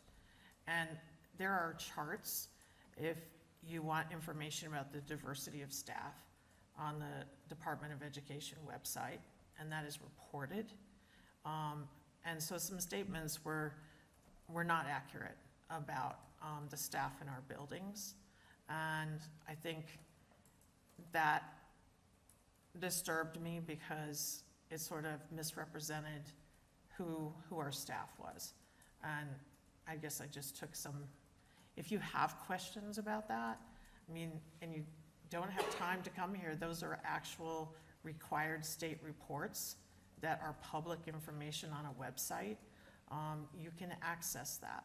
So that disturbed me as a citizen, that somebody perceived our school's staff as one race. That was disturbing. So I think I would wish that if they had questions, they would contact the superintendent or the school committee to get accurate information. Thank you. All right. I appreciate members acknowledging this with me and thinking about how we proceed. I know that everyone on this committee is committed to the well-being and success of our entire community. So we're gonna do what we can do. All right. Thank you. Moving on to our Budget and Finance Subcommittee. Member Childs. Okay, you've got the report in front. It was the meeting that was mostly Warren's. Aside from the clearing up clarifications, the big question of our meeting on May 5th had to do with contracts and bids, both the landscaping contract, which you've been hearing about, and the HVAC. So part of it was, wow, we have sticker shock. Why is it expensive? Here are the answers for why it's expensive. And then the other part of the discussion was about the bidding process. Because those of us on the subcommittee, we really wanted to know, because sometimes the bids will go through our business office, sometimes they'll go through city procurement, but there weren't hard and fast lines for this is where it is this way, this is where it is another way. So that is some information that our subcommittee is seeking. And of course, you've heard about the landscaping in the previous contract. The information I have, and correct me if I'm wrong, because I am capable of being wrong, was that both the HVAC and landscaping contracts, because the HVAC was a big discussion, are on extension and due to go out to bid. And the administration will be looking into and reporting back to us about if this bidding will be handled by the district business office or through city procurement. So as of May 5th, we did not have the answer to that question yet. Something that we're very interested in is a standardized procedure, both for when it will be done this way, when it will be done another way, and where we will find the bids afterwards. So far, the last thing that we heard at the meeting was that when the landscaping bid was done, and which was a few years ago prior to the extension, that the city office did that, but that the person who used to be the procurement officer is no longer there. And so we were just trying to find the information. That was the last, I believe, we heard. So we're waiting for answers as well. So yes, if you have more questions about the contracts, I could go into why the landscaping cost, what it does, why HVAC does. But there was one other item brought up, loose end from a previous discussion. The subcommittee would like to ask the full committee to charge us with creating a transportation replacement schedule. And aside from that, our next meeting is scheduled for Monday, May 18th at 11:30, remote and in person, and it will be a budget update meeting. I actually have a question about that. So, since I have been here, just one time did we work together with the business manager that was on a capital project, or maybe twice. So in general, I guess maybe for the superintendent, if you're doing procurement of something, doesn't that happen under the school? Or maybe that's for Andy. I know that we worked together on the energy recovery units, but your general practice for, just so we can say it out loud, for like, if you're hiring somebody for, or, you know, I guess purchasing cars, maybe that's off the bid list, but what have we done in the past? Or I can take either that. one of you. I can tell you that when the first landscaping contract came up, I did find, and I know the discussion that occurred, I apologize, I wasn't at the subcommittee meeting, but it was conducted by the then city procurement officer. She did it. I actually have a copy, and I'm imagining, quite honestly, that the contract, because she did everything by DocuSign. So I'm imagining that in a DocuSign account somewhere is the signed contract that whether the city procurement office has either her access to the DocuSign, because I found in my email from then, her name was Laura Phelps, a notification that, the DocuSign contract for the landscaping, please sign that, and it would go through the DocuSign process of superintendent signing it, me signing as business manager, and her signing it as the one that conducted the bid itself. So, not that, again, understanding when people change anything, but it was done by procurement, the city procurement officer. Regarding the energy recovery units, you had contracted out with iFirm because you didn't have a procurement officer. So since I'm MCPPO certified, you asked for me to act and do the request for qualifications for the engineer firm. So we did that. But we did that because, in a sense, I'm acting on behalf of the city, not the school. And then when it came time that seems to be the rule of thumb has been for capital-related projects, because capital is a responsibility of the city procurement officer would handle that even if it was a capital project for the school. When we when we came in here, and even regarding the leasing of the vans, at the time that when they procured the vans, Laura Phelps took over doing that. When we actually looked at when COVID started and we were looking at air purifiers, Laura Phelps took over that for the schools for seeking out the air purifying contracts. When we were going to do the Federal Street elevators, I had put together specifications for request for qualification for an engineer's firm, and then city engineer George Vanderlinder told me that I, for all intents and purposes, was out of my responsibility and that it was the city's responsibility. And then we had the meeting regarding those energy recovery units where it was Laura Phelps, then City Finance Director Schindler, myself, Marlo, with the DPW Director, and it was all agreed that the city was going to handle, you know, that being, since it was a capital project, and capital is a responsibility of the city. Operational related procurement, by all means, I'm willing to and will do that. But it seemed to be capital, and then for some reason the landscaping, because I know then I found the email from Alan Schmidt, the former school facilities director, where he tried to go out and seek and do the quote solicitation bid process for the landscaping, and then again, Laura Phelps took that over.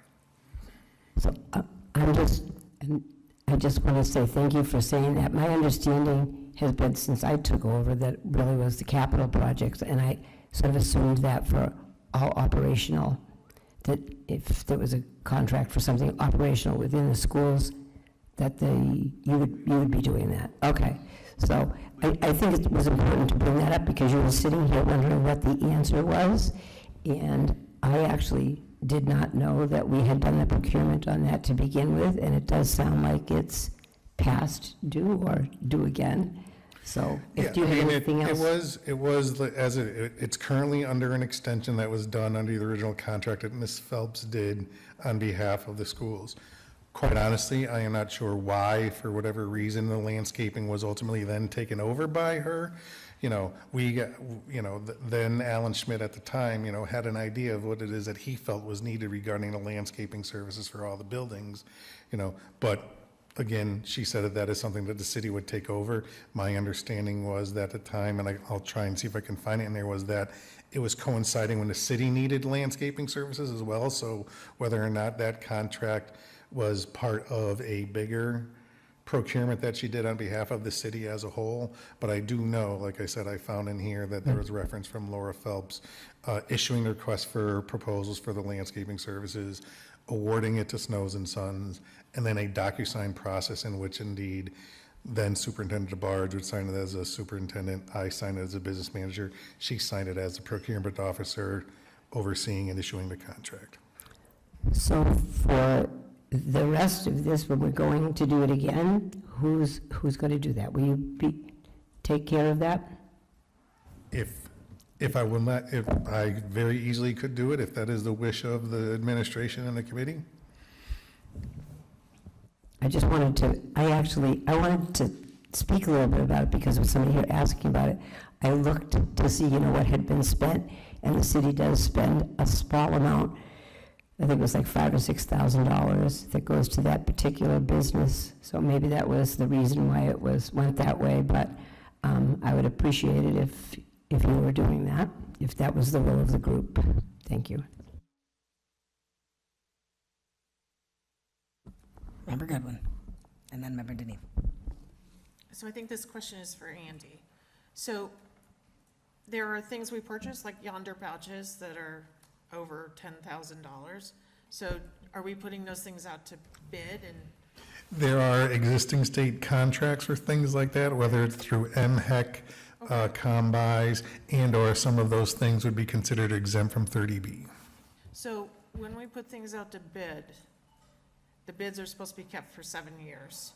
Where are they kept? So that is like the question. We've got people at City Hall looking for things, and I know about DocuSign, but would you keep the bids in DocuSign? Well, again, we didn't conduct those bids. Okay, So, you know, that's a thing where, and not speaking of those gone before us, I don't know why, quite honestly. So I would like to think that somewhere in the city procurement office, there is a file of existing contracts and existing bid documents. So in our schools, Yes. We do have a file cabinet with all our bids, contracts, for the contracts and operations and contracts and bidding that we do. and it's Now, in the business office. This is Yes. I'm getting as logistical as I can for people, because there's questions, and you're actually, of all the people in this room, have dealt with our district the longest, besides me. But what I'm saying is, when it comes to us, you know, the state says we're supposed to be keeping these documents for 7 years. The question is, where are they? When somebody does a record request and we can't find the documents, it raises questions of transparency and everything else in our city. So, there's a file cabinet, and, okay, I'm making. Yes, there's I a, wanna- and I'm also, gonna see we the also, file cabinet. we also have, I mean, there, you know, if you were to ask and Take a some. picture of it. No, I know, there's a, you know, for the active contracts, it's in the business office, Okay. but then we do have, and I'm gonna say the archives there's a bunch of filing cabinets where there would be potentially old contracts that we have. Quite honestly, I'll say, just no different than other schools, we seem to keep them even longer than the 7 years for the ones that we are required to do, so. But it yeah. has all the bids in. It has absolutely all the bids and everything, correct. Thank you so much. Member Denise? So it sounds like going forward, we need to have all of the documents, the contracts and the bids digitized and put on the website, probably in the same place that the warrants are at, so that the public can look at them. And this would solve a problem that has plagued for many years, when we all raise our hands and are like, do we have to go out to bid, and what are the rules around that? I love your idea of a standardized procedure. I think that maybe that should have happened a long time ago. So I'd love to see that right next to the warrants, right next to all of that material, so that we can be educated about that process. I have feelings about y'all wanting to create a vehicle replacement schedule, because you're not the transportation coordinator. And that's a job for the transportation coordinator, and I believe the superintendent and the business manager to work on. Like, that's not the province of the Budget and Finance Subcommittee. Like, you guys are just supposed to be oversight over budget strategy, not really picking line items apart. Like, that's not actually what you all are supposed to be doing. So I really would not support you guys creating that plan, unless it's something that the superintendent needs your help with. But that's something that the transportation coordinator would do. So I would not want to support giving that to you.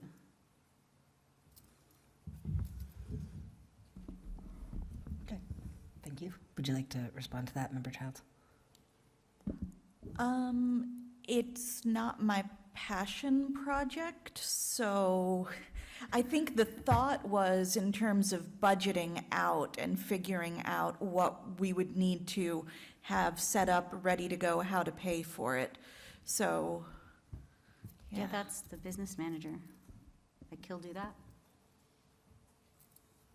Right? That's what you do. I would, yes. Yes, that's what you do. So, wonderful.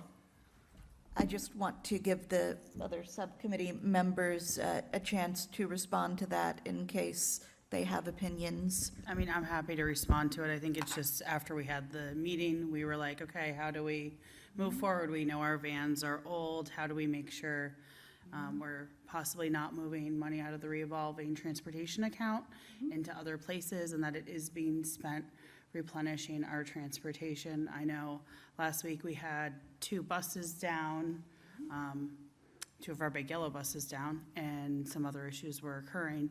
So I think for me, it's like helping them come up with a plan in place, like a 5-year plan that we are financially stable for. I mean, I fully support this feel, of course you guys want to be on top of it, I get it. But I guess, I would just say that the process would be that, you request the report from the transportation coordinator, and that they pull it all together and they present it to you, so that you know what's on the table. Not that you would make it, I guess, because I find in subcommittee, I always have to tell myself, am I going off the road here?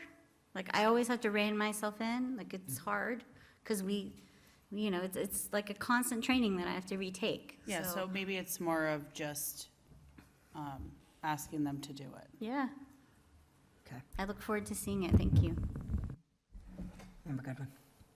I'm just asking for a point of clarification, because I think we brought it up more as, do we need permission from the full committee to ask for a 3-year plan so that we really can, I mean, I feel like financially, we sort of see a crisis and we run towards it. We're not doing prevention versus, we're not planning ahead. And so the question was, I mean, because in my head, it's like, we're not allowed to make that kind of decision. We take it back to the full committee to have that. Because I had no interest in talking about models of vans. I mean, none of us did. It was more like, we want to see a plan that reflects the needs of what's coming down the road. I think that was really it wasn't anybody wanting to make a plan. It was, do we have to take this to the full committee to get permission to ask for the plan? And I don't know the answer to that. Thank you. Mayor, and then I actually just have a question to our administrators, real quick. I just want to say, I think this bears a little bit more discussion to where we are a green community aiming for the climate leader.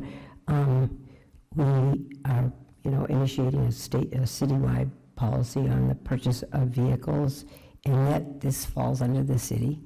And we've had this discussion a little bit before, also on if you consider it a capital expenditure, but everything that we buy, I check with the energy director. Some vehicles, as we know, are exempt, but there's that piece of it too.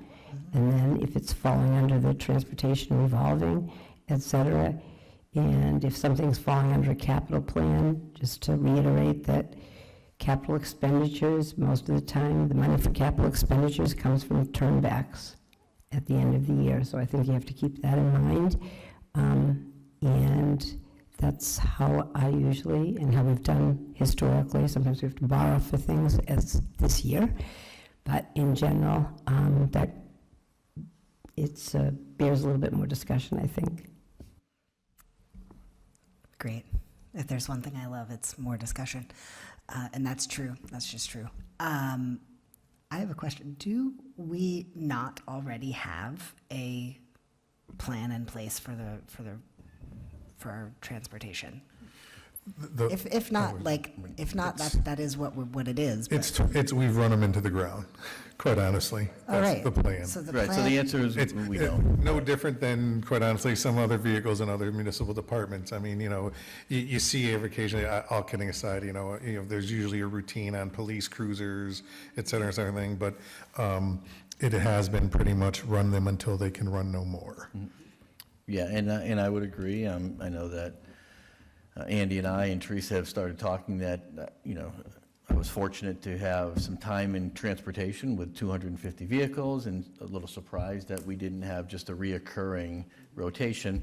Some of that may have been due for different factors, right? The questioning of whether or not we were going to continue these things, that type of scenario. It does seem to me that after the transportation study and some conversations that we are going to, so I think that is something we can do. We've heard you loud and clear. We were thinking about this anyway as well, as a result of kind of having things now move along, in that to have a plan in place to turn over about 3 a year, which would take a 5 or 6 year rotation to get through that. In the miles that they do put on them, it seems like a short time. Sometimes we'll hear the public say, well, 5-year-old car, I'd buy a 5-year-old car. Well, you might, but you might not buy one with 210,000 miles on it. Or you might, you never know, right? But the use factor in that sense. So yes, that is something that we will do. Great. And very much encouraging you to be in conversation with the energy folks at the city in terms of making sure that we are following whatever green practices, guidelines that we have in place that are And we applicable have. to all other departments. We have, I know some concerns regarding the last purchase go-around and stuff, but Dr. DePard at the time, was in communications with Ms. Collins regarding the fact that these are the vehicles. We sent the stickers of what the vehicles we were looking at, and she came back and said indeed that they were exempt from the green initiative, what it is as far as because of the size, the weight of the vehicle and stuff. So it is something that we always will. Great. All right, I think we answered your question, Budget and Finance Subcommittee, and I think that's gonna come forward, and I think you all should feel empowered to have access to those things and get regular reports on the schedules for expenditures. Thanks, team. Great. With that, I think we are ready to move on to item C, the report back from Policy Program and School Committee Handbook. Okay, it's a doozy, you guys. Really working us hard. We met on April 27th. In attendance was Mr. Edwards from IT and Assistant Superintendent Steven Sullivan. We discussed policy IJNDB, the Empowered Digital Use Policy. This policy has been revised recently by Mr. Edwards and Steven Sullivan based on discussions with our legal counsel. The updated policy can be found in your packet and contains tabs that outline how the policy may be carried out or shared through the district. The subcommittee recommends that this policy be reviewed by the full committee for a first reading. Other policies coming to the full committee in your packet are BEDH-E regarding public comment. The language changed is highlighted in your packet. KF-R regarding community use of school facilities. We reviewed the current rates and decided to keep them as is. ADDA-E, fingerprint-based query checks. We voted to keep the policy as is, but Superintendent Joyle will create a more relaxed practice for volunteers in the schools. Policies that have been confirmed by our council is okay to change the language we voted on are DK, BBAA, and IJOA. The changes to JIB, which is the student involvement policy, is still being discussed with council. I need to have a few more back and forths with him so that I understand what he means. Okay. The handbook section of the subcommittee voted to adopt a resolution format and discussed how to file them, where to file them, and how the actions and labor associated with them are performed. And you can find that format in your packet. And if you vote upon it, you get to use it. Exciting. The administration will create a styled PDF that members can access for this work, and we'll have them filed on the website and accessible to the public. We voted to add additional descriptions of the duties of the chair and vice chair to the handbook based on an actual list of duties and responsibilities discussed at the March 2025 Executive Subcommittee meeting, and the proposed section is in your packet. All right. We seek the blessing of the full committee to pursue 2 items of new business in the policy subcom. We'd like to begin to create an academic integrity policy to align with our digital use policy and an updated vaping and tobacco policy based on the student feedback from the YELO conference. And that is it. Open to questions. That digital use policy is quite large and has many tabs. So if everybody wants to digest it and come back to it also, I'm kind of curious if people would like time with it and what you all think.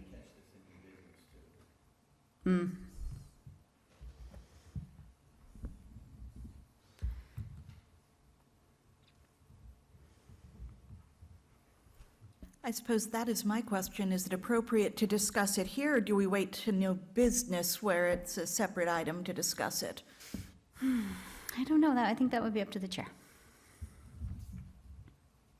I think that if it's already coming to us in new business, then we should take care of it then and focus on using this as a space to, you've reviewed what you did, awesome, the votes will come, and then you are asking us to charge you with 2 new things. And Right. so that's what this time can be for. Right. So Does that make sense? yes. So the 2 things, just to reiterate, is we'd like to start to create an academic integrity policy to align with our digital use policy and an updated vaping and tobacco policy based on the student feedback from the YELO conference. And both of those are motions for new business as well. Yes. Wait. Hold, please. G and H. Thank you. Good. All right, Yes. so it looks like we all will be taking care of all of that. in new Okay, so business. we'll just skedaddle on to new business then. Are there any questions or anything first? Members? Questions for policy? All right. Wonderful. Thank you. Yeah, thank you. Y'all doing great work. All right. Items D and E, no topics reasonably anticipated. Moving on. So we are now in item 9. Would members like a break now before we get into things? Great. All right. You've got. We do not. All right. It's 8:22 right now. Please, or it's 8:23 right now. Please be back at 8:28. Go forth.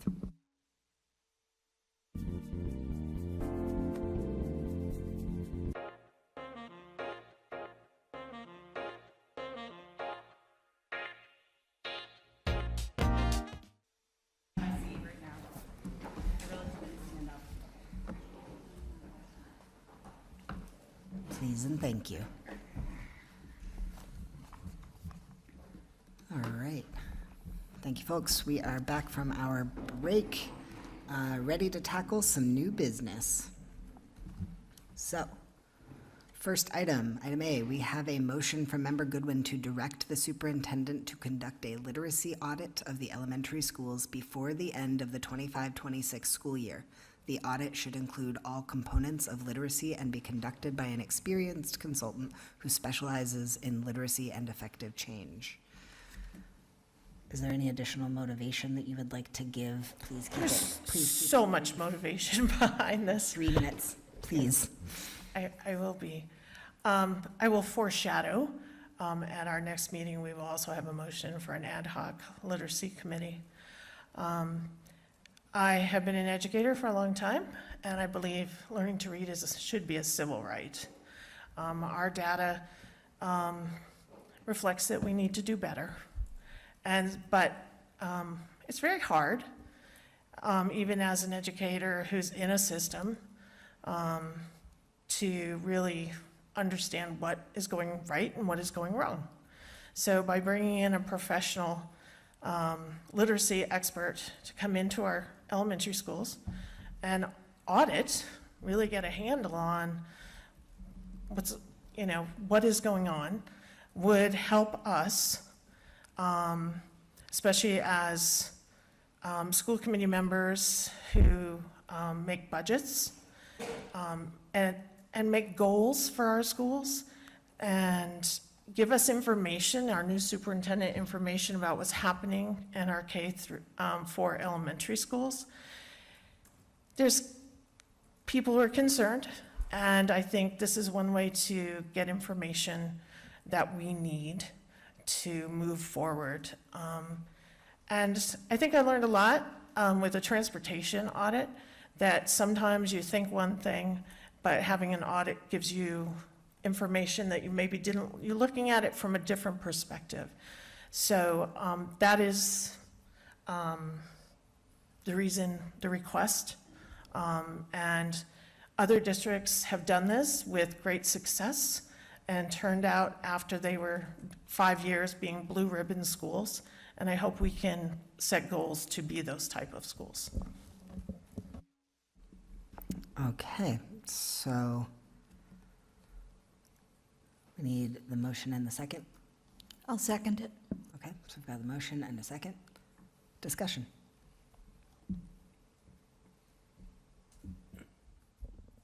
All right. So I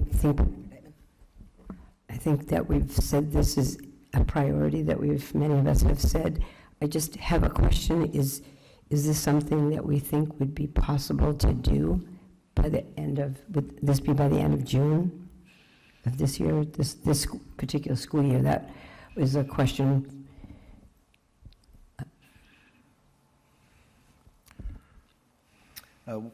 Obviously, if we're charged with this, we'd have to look into it. We've talked about bidding tonight, right? Could be possible bidding implications there where we'd have to put things out, so that adds to a timeline. Timeline probably seems pretty tight. I don't want to say the word impossible, right? But with potentially a little over a month left of school. Probably not going to get done then, but obviously we would start on it if this was the will of the committee.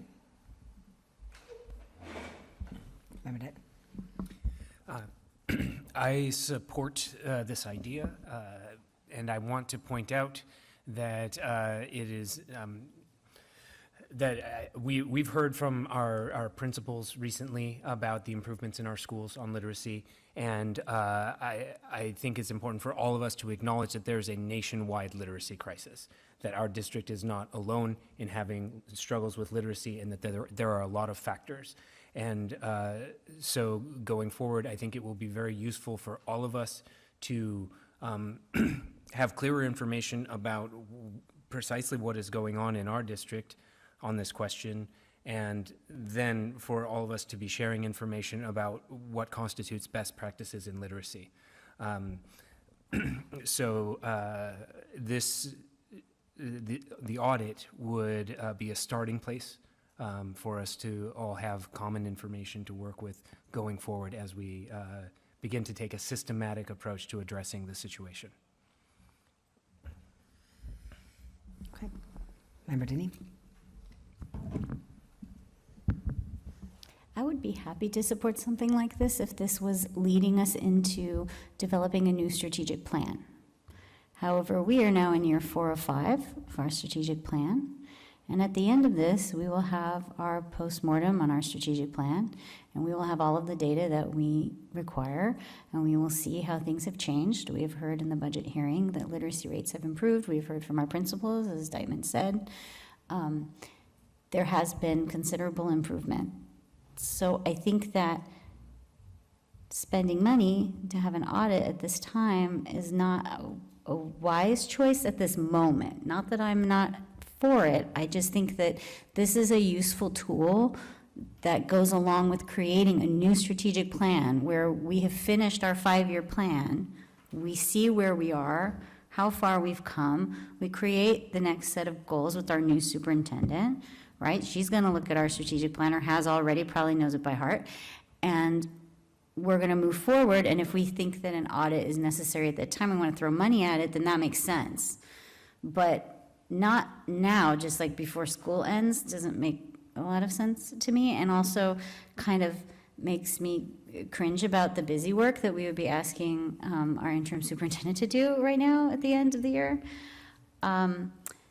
So that's why I can't support it like for now, but I'd like to support it later. I'd like it to come back later when it's time to do this work, because when we go to MASC and we talk to Massachusetts Association of Superintendents, they tell us that when you make a strategic plan and when a new superintendent comes on board, you have to allow, as uncomfortable as it is for the public to hear it, it takes like 3 to 5 years, sometimes 5 to 7 years for a full, complete change to happen when you start to implement these things. And everybody wants it right now, but that's not reality.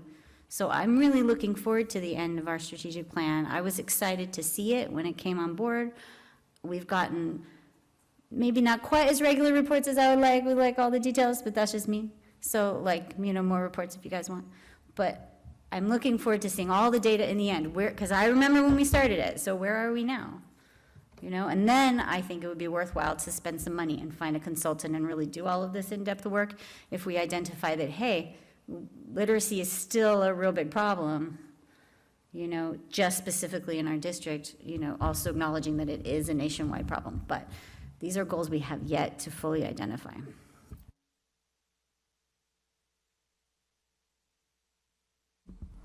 Other comments? Yes, Member Webb. Do we have current data? I mean, I know we do map testing, we do other stuff, do we have data on our reading literacy stats now that we could, maybe we have access to it and I don't know, but I'm per each building. So yes, we were fortunate to, Stephen and I had met with Member Goodwin regarding some of this, and I'm going to turn it over to Stephen. He's been very good on collecting the data. The teachers, right, have been doing it, and they're doing all the hard work. We know the rubber hits the road there. but that's where we're getting our improvements, as mentioned by some of you. Stephen?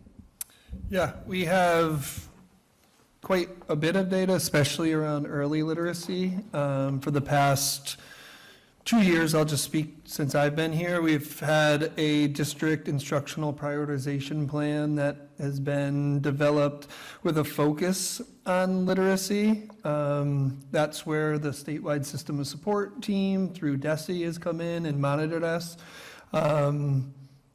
They come in, they provide support, but they also have some expectations about identifying certain goals and plans as it relates, and ours has been specific to literacy. And I said probably about this time last year that last year in 24-25, our plan was based around literacy, generally speaking. This year, we've dug in even deeper and said it's focused on early literacy, and we've spent significant time at our elementary schools setting up systems and structures so that teachers know more about the gaps that students have, are able to identify specific gaps, and then have the tools and resources to address those gaps. We are working with a consultant, a literacy expert on this, and that is supporting that work.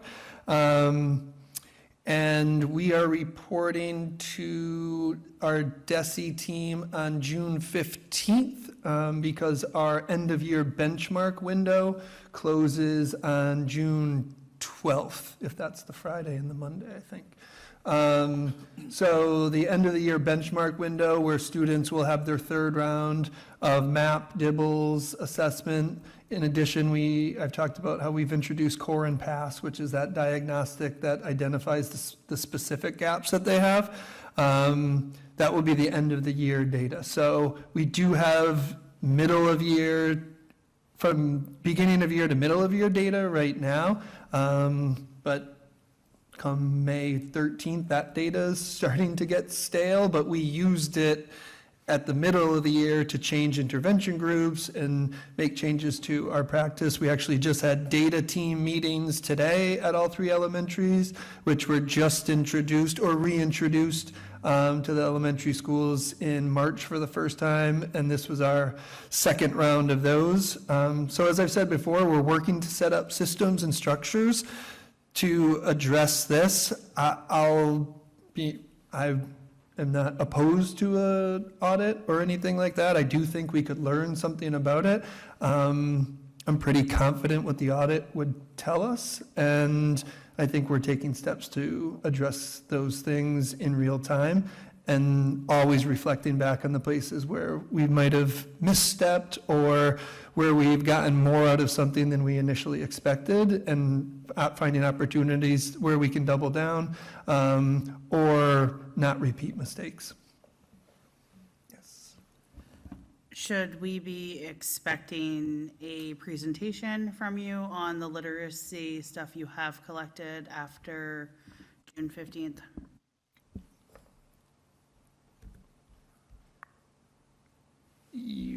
I don't know when that presentation would be made, but I can certainly do one, and I believe I did one after the mid-year progress in February. Yes, we can make that part of a future agenda. Other questions, comments? Member Detman. Is that data publicly available right now, that mid-year data, so we could review it in more detail? I can check if it was in that report in February. Let me check on that, and if so, then it's publicly available. Okay, I do mean in more detail. I would, because I remember the report from February, but I would like to take a close look at things in writing and things, so. What kind of data would you be looking for that, in that respect? Growth trends? Growth trends. Achievement. Achievement, if possible, achievement per building breakdown. Results, I know that we can all see the school report cards. Okay, those are publicly available. But This data doesn't cover anything regarding teaching practices, right? It only is going to be covering results. No, it would, I believe it included teaching practices, because that's data that Yeah. when we do professional learning and we go in and do our learning walks, then we identify, are we seeing the professional learning that we've provided being implemented in classes? So there is some data related to that as well. Okay, you've got all that, yeah, okay.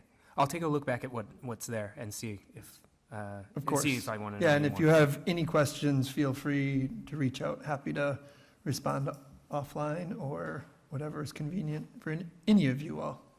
Great. I see a stack of hands, but I'm just going to make a quick note that we do need to be mindful when we're starting to drill down into specific classroom practices. That is not our job. That's not our role. We set the strategic goal. They've heard us loud and clear. They know we really care about literacy and we want our students to read.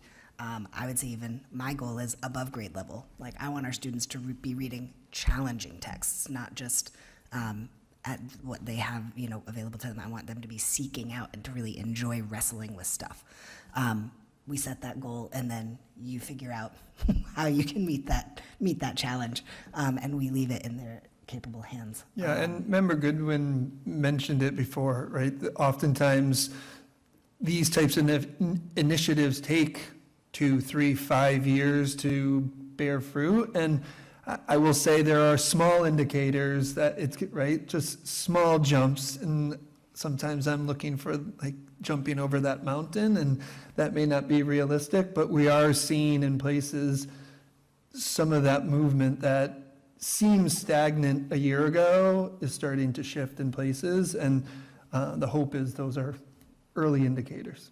Right. Thank you. I saw Member Childs, Member Goodwin, Member Deneve.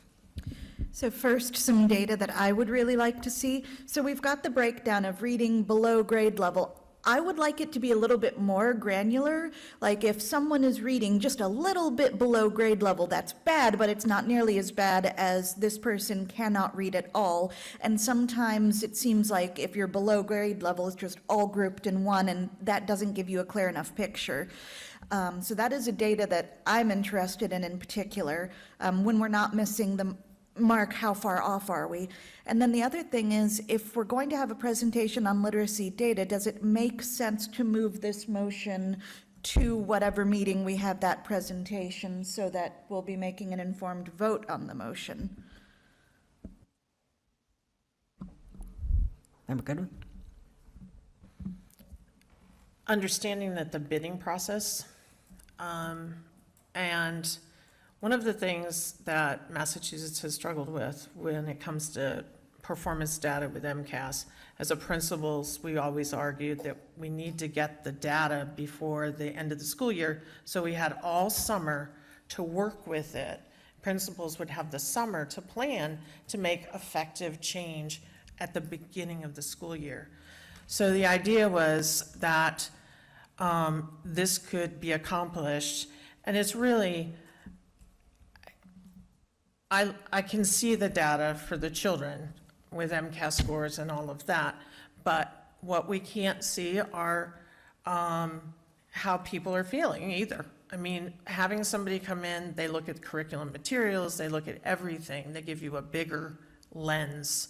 And they're not just looking at the reading, they're looking at the writing, they're looking at the vocabulary, all the pieces that go together, which our state test doesn't even really do accurately anymore.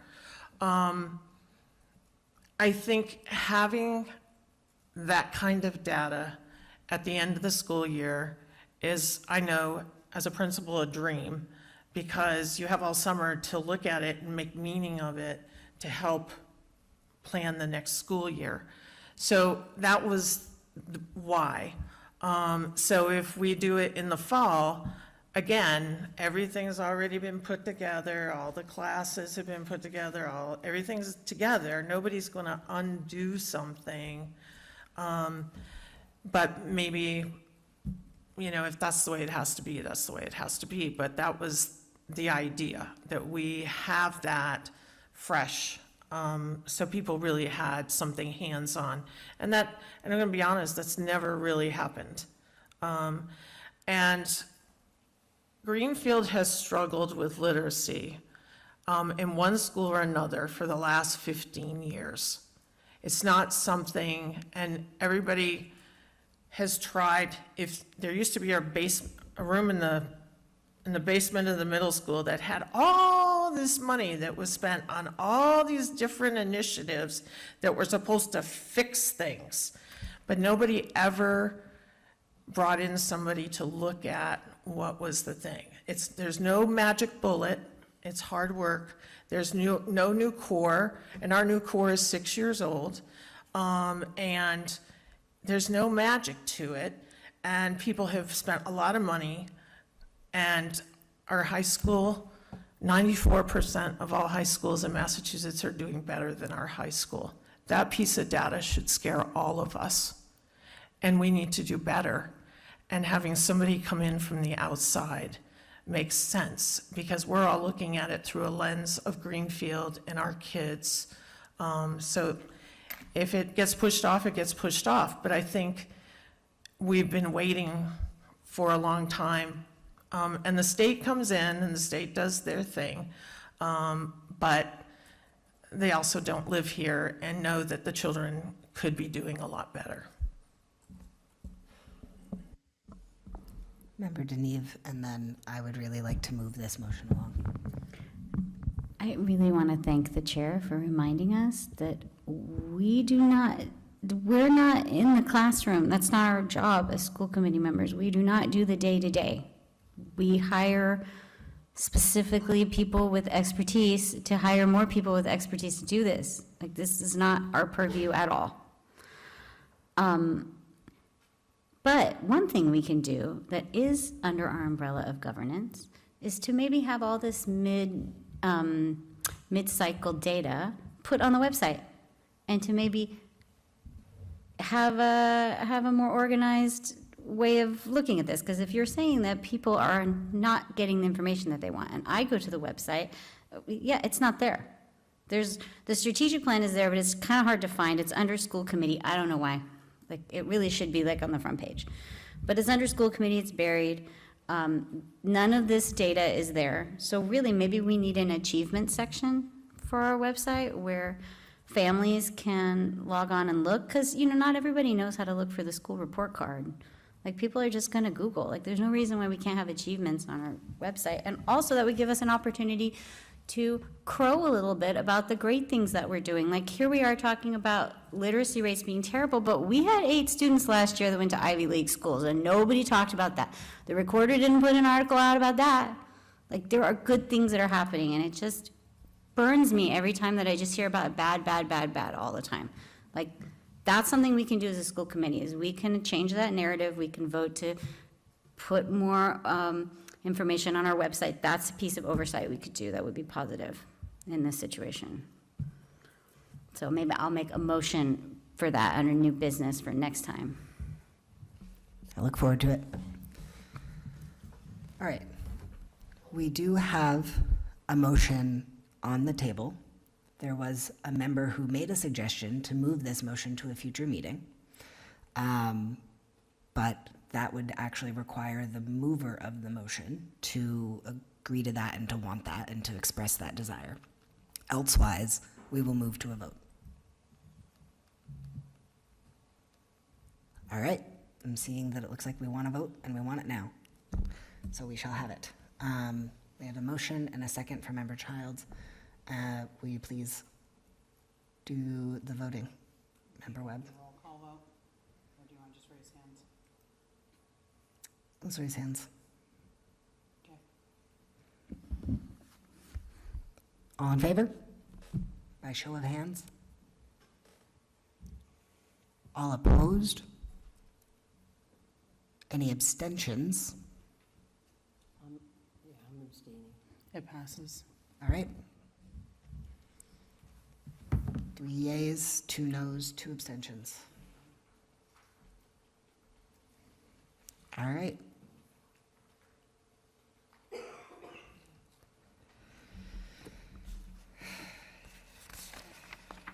Yep, so.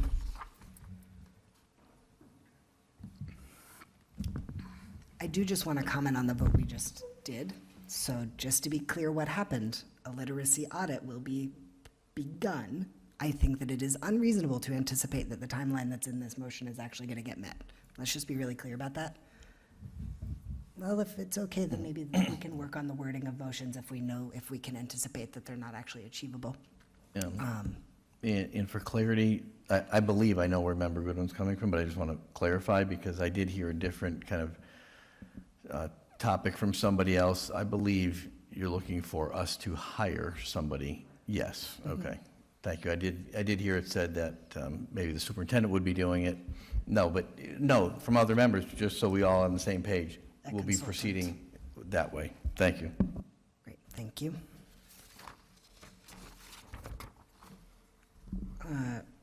All right, so we have another motion, item B. Hopefully we can get through these a little more expeditiously.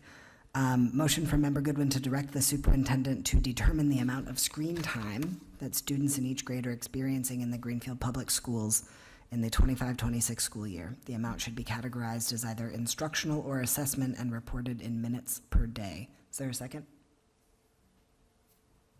A second. All right, we have the motion from Member Goodwin. We have the second from Member Webb. Discussion.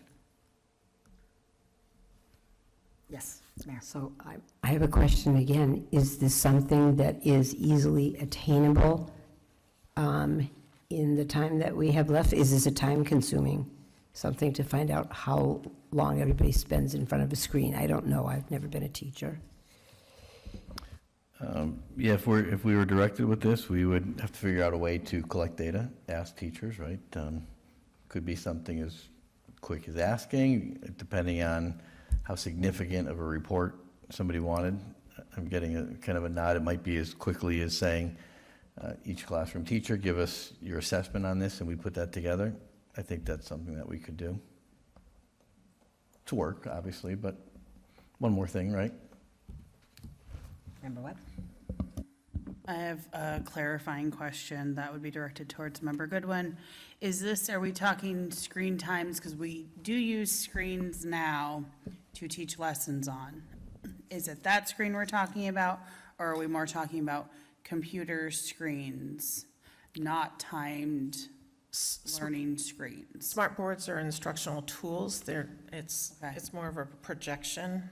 It's actually We replaced. now have the touch screens. We're in talking about on a Chromebook. Correct. Got Member Childs and then Member Deneve. Could the IT department be able to pull up some information on Chrome time, screen hours turned on, and what time is in program? Because I know like cell phones, they'll show you, you've spent too much time on your phone, X amount of time on this app. I wonder what kind of things are already in place.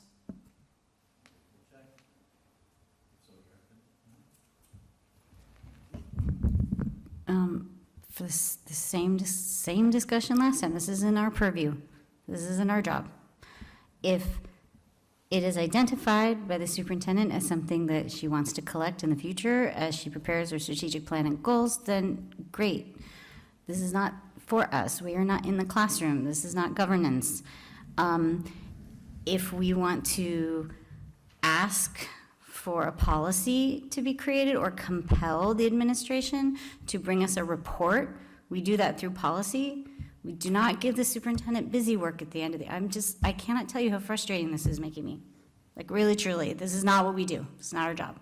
So policy, budget, hiring the superintendent. So if this is a policy thought, then send it to the policy subcommittee and we can figure out if we can write a policy to compel the administration to do this. But this is just not what we do. And it's frustrating because it's making the meetings extra long and it's not in our purview. I'm sorry, I don't mean to be mean, but it's just not our job. Member Webb? I think it's important to collect data, so therefore we know if the superintendent would want us to make a policy based upon the data that's been collected. Member Goodwin, and then myself. So some states are shutting down screens and some school committees are voting to shut down screens. So I don't know if our children are on the screens too much. And so one of the things I know is there's great concern from parents and even teachers about the amount of screen time kids are on in schools. And school committees are taking those votes. It's a conversation, being had at every level. So maybe, if you're thinking that's a policy to go to the policy committee, I don't know. But it needed to be brought up because it's something that right now health providers are really recognizing the screens as harming our children. So I think one of the things that needs to be done is, unless you ask, you don't know. Perhaps what I'm hearing is that this motion might be best served being part of a broader discussion about how we feel about screen time in schools generally, because we do have the purview to make policy around that sort of thing. And it sort of is our job to have an opinion about that and to have what we think is, the phrase too much is very subjective. It's our job to decide what we believe is too much with informed, like with the information that we need, with rigorous study, with information. But maybe collecting this information apropos of no discussion is perhaps not the best way to move forward right now. Would you entertain withdrawing the motion? Yes, I'm fine with that. I think the discussion needs to happen. And I'm not sure anybody knows what happens behind a closed classroom door. So I think those discussions need to happen. It probably should become a policy.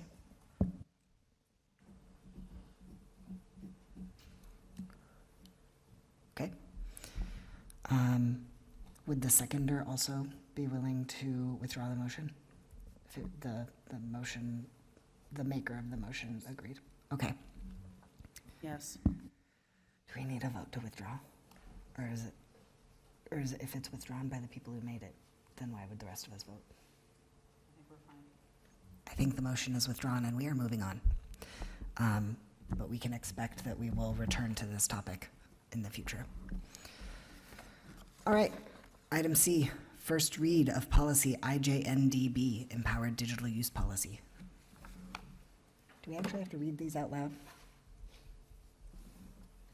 I don't know if we have to. This is really long. It's really long. It's 11 pages. Yeah. I guess, could, Chair, may I entertain a thought? Could we take this policy and go digest it and maybe everybody gets a chance to take their notes and whatever, and we come back ready to vote on it next month? Was that too long? It's a big one. It's not like the easy, I'm sorry, Stephen is Can I waving and just- I'm taking time. Yeah. Just clear, the policy is only page 1. Right, but the tabs is extensive. Right, but the policy is only that page, and the only changes are what's highlighted in yellow. But Great. to Member Denise's point, the procedures in which we're proposing to implement said policy, we provided to the subcommittee because there were questions, so we wanted to provide as much clarification as we could, but the policy is only that first page. Really appreciate that. I am remembering having attended several city council meetings where they have done these first reads, and I'm remembering that it basically is they just first read and move on. Oh, okay, yeah. So we're gonna first read. It's in there. We can read it, move on. We will come back again. Okay, so we're for going the to come second back read. for a second read with this? Okay. Yes, Yep. absolutely.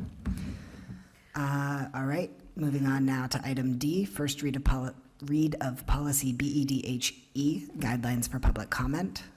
Similar to the above item, it's first read, it's in there. You have a chance to look at it. We'll come back again next time for a second read. Moving on to item E, review and vote to accept of the resolution template as drafted by the Policy Program and School Committee Handbook Subcommittee. So I make a motion that we accept the resolution template as drafted. Second. All right, motion from me, second from Member Childs. Discussion. Folks look at it? Great. I thought it was great, and I really appreciate you bringing it. No problem. It turns out you can't find one online. We may be like the only one to ever make one. For reals, like the American Library Association had one. And so I chopped it all up. There's literally no others. I bet that deserves an MASC session. I bet it does. A whole panel. All right. Any other comments, discussion, questions? Hearing none, let's vote. All in favor? Aye. Aye. Any noes? Any abstentions? Your abstention? All right, it passes with one abstention. Got it. Sorry. At least you're honest. I'm just honest about it. That's Really appreciate why I it. abstain most of the time. Oh, boy. In my lost to myself. Okay. Item F, review and vote to accept the amended executive duties as drafted by Policy Program and School Committee Handbook Subcommittee. I'm motioning. Do I have a second? Second. Second by Member Neve. Discussion.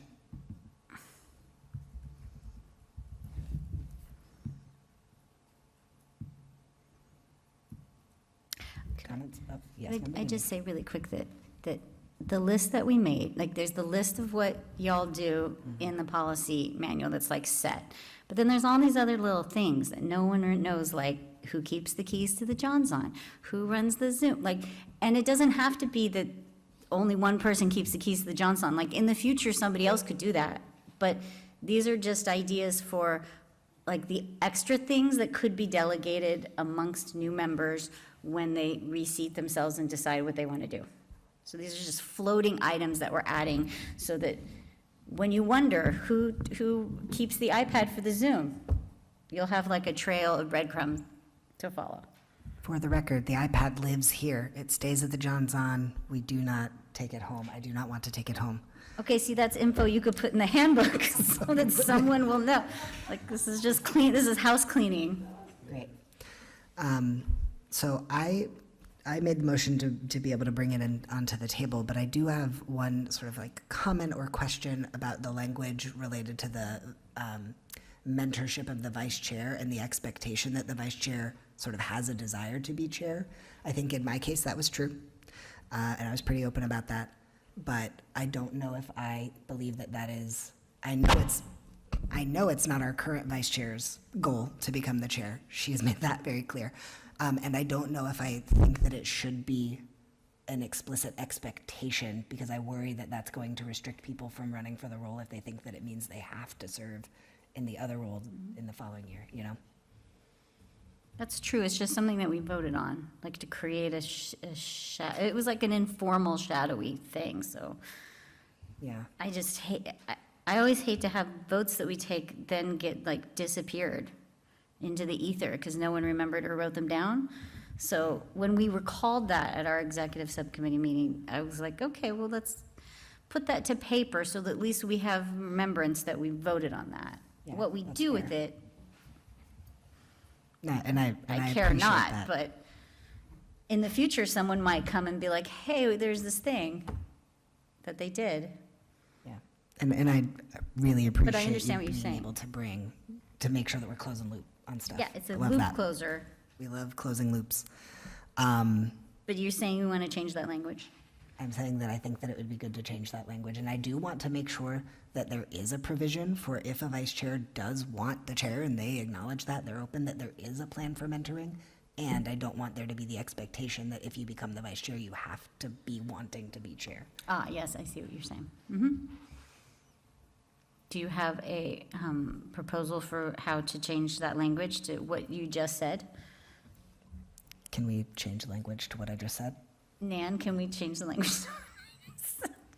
Can I look at it in your beautiful minutes later and add it? Okay. Okay, thank you.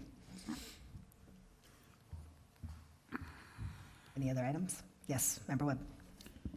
My concern is with runs the Zoom aspect of the meeting as the chair does run the meeting. And the Zoom is part of the meeting.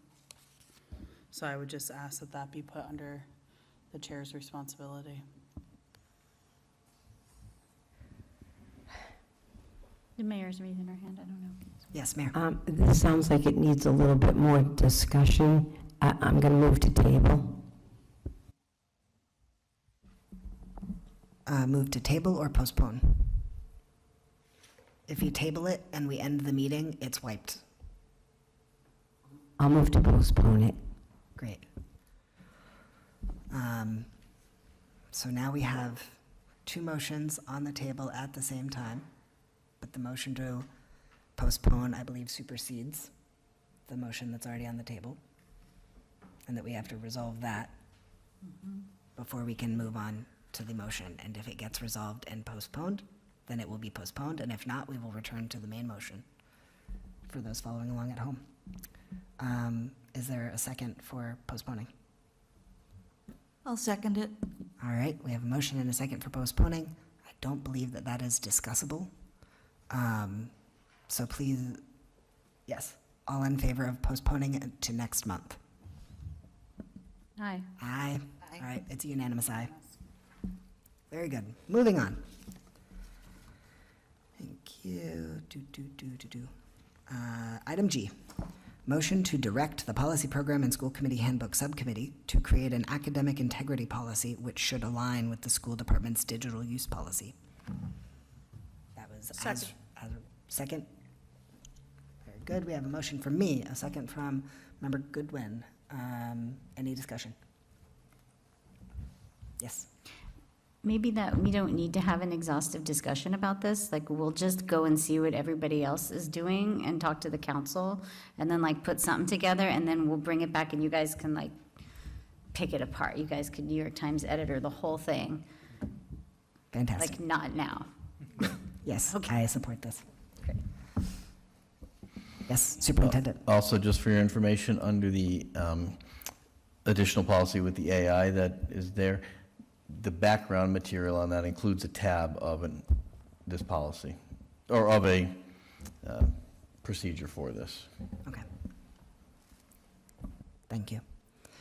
All right, we have a motion, a second. All in favor? Aye. Aye. It's unanimous. Please do the work. Item H, motion to direct the Policy Program and School Committee Handbook Subcommittee to update the school department's vaping and tobacco policy based on the student feedback from the Youth Engaged Legislators and Officials Conference. Motion, Second. second from Member Childs. Discussion? Yes, Member Deneve? Sorry, just to create something more robust, when we talk to the students, the only thing in the policy is just that you can't smoke on school grounds, and somebody will talk to you at some point in time to gather information about whether you smoke. And a lot of them felt like that wasn't enough, that they wanted vaping specifically to be in the language, and they wanted like consequences, like they just wanted something broader. And when we read it together at the conference, like we all looked it up, which was fun because I got to teach them how to find the policy manual. It was just, I couldn't even find the word vaping. Like you could only find it under tobacco. So we were like, hey, this is really thin. Like, can we look at what other schools are doing? Great. All right. Let's move to a vote. All in favor? Aye. That's unanimous. Please do that work as well. Next, we have two items that are updates from the superintendent. First one about the Policy Program Handbook Subcommittee request to create a revised practice for volunteers. Yes, we discussed this in the subcommittee meeting, and I'm in the process of, we are loosening our regulations.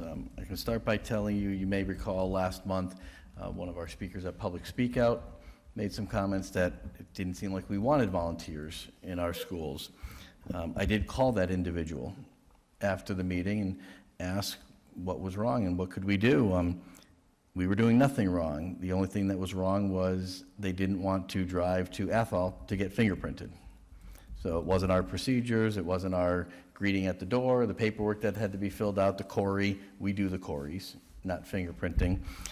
Obviously, we all have acknowledged, right, the closing of the Staples fingerprinting, not the closing of Staples, but fingerprinting has sent people to either Westfield, Springfield, or Athol, and Athol just closed. They were supposed to close in July, and they sent us an email last Thursday that they were closing that afternoon. But they did follow through the next day, saying they were looking for the greater Greenfield area here to reinstitute something like that. That being said, I do think that we've talked about this. We have maybe too stringent of a policy on some of the things that we're doing for people coming into our schools on quick basis, maybe a day volunteer, reading to a class, working at the book fair where people are chaperoned, which are completely different, I believe, from field trips and overnight trips, that type of scenario where you have the potential to be alone.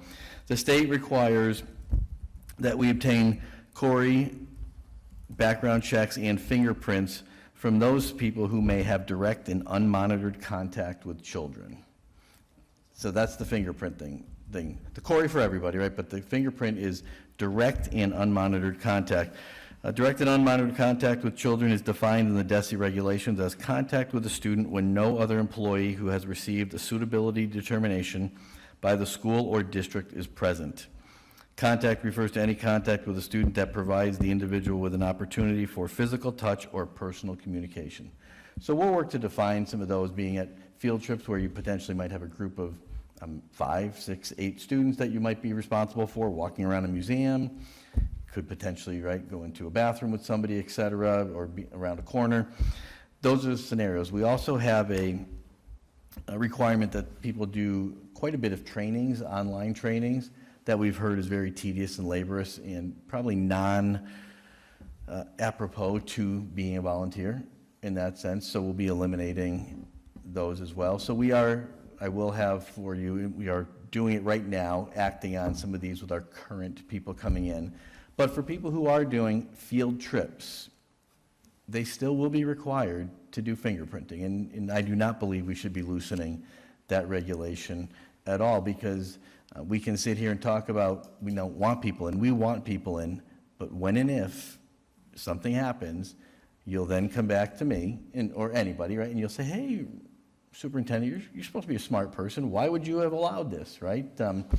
So we do things for reasons, right? Unfortunately, it's 2026, and we have to be protective of our children, right? They're our most valuable resource and asset that we have. So we are eliminating the online trainings, which weren't apropos to any of this, and we'll be directing our principals to allow people in for supervised access if I was coming in to read a book for 15 minutes and then walking back out the door, those types of scenarios. So that is the quick version of that update. Yes. Are we still requiring the online trainings for field trips or only fingerprinting? Fingerprinting. Thank you very much for that update. Are there any comments, questions? Oh, go ahead. Member Webb? I do think that some of the trainings are valuable and some of the trainings are not valuable. You know, like we would like to have volunteers trained to know confidentiality stuff. But there are some things in there, like knowing what a kid's allergic to, that volunteers wouldn't know anyways. Mm-hmm. Yeah, if you have some suggestions, which of that list of 8 or 9 or something like that you think might be appropriate, I'll definitely consider those. Great. Thanks much. Member Goodwin? Just a heartfelt thank you, because it really did sort of feel like people weren't welcome.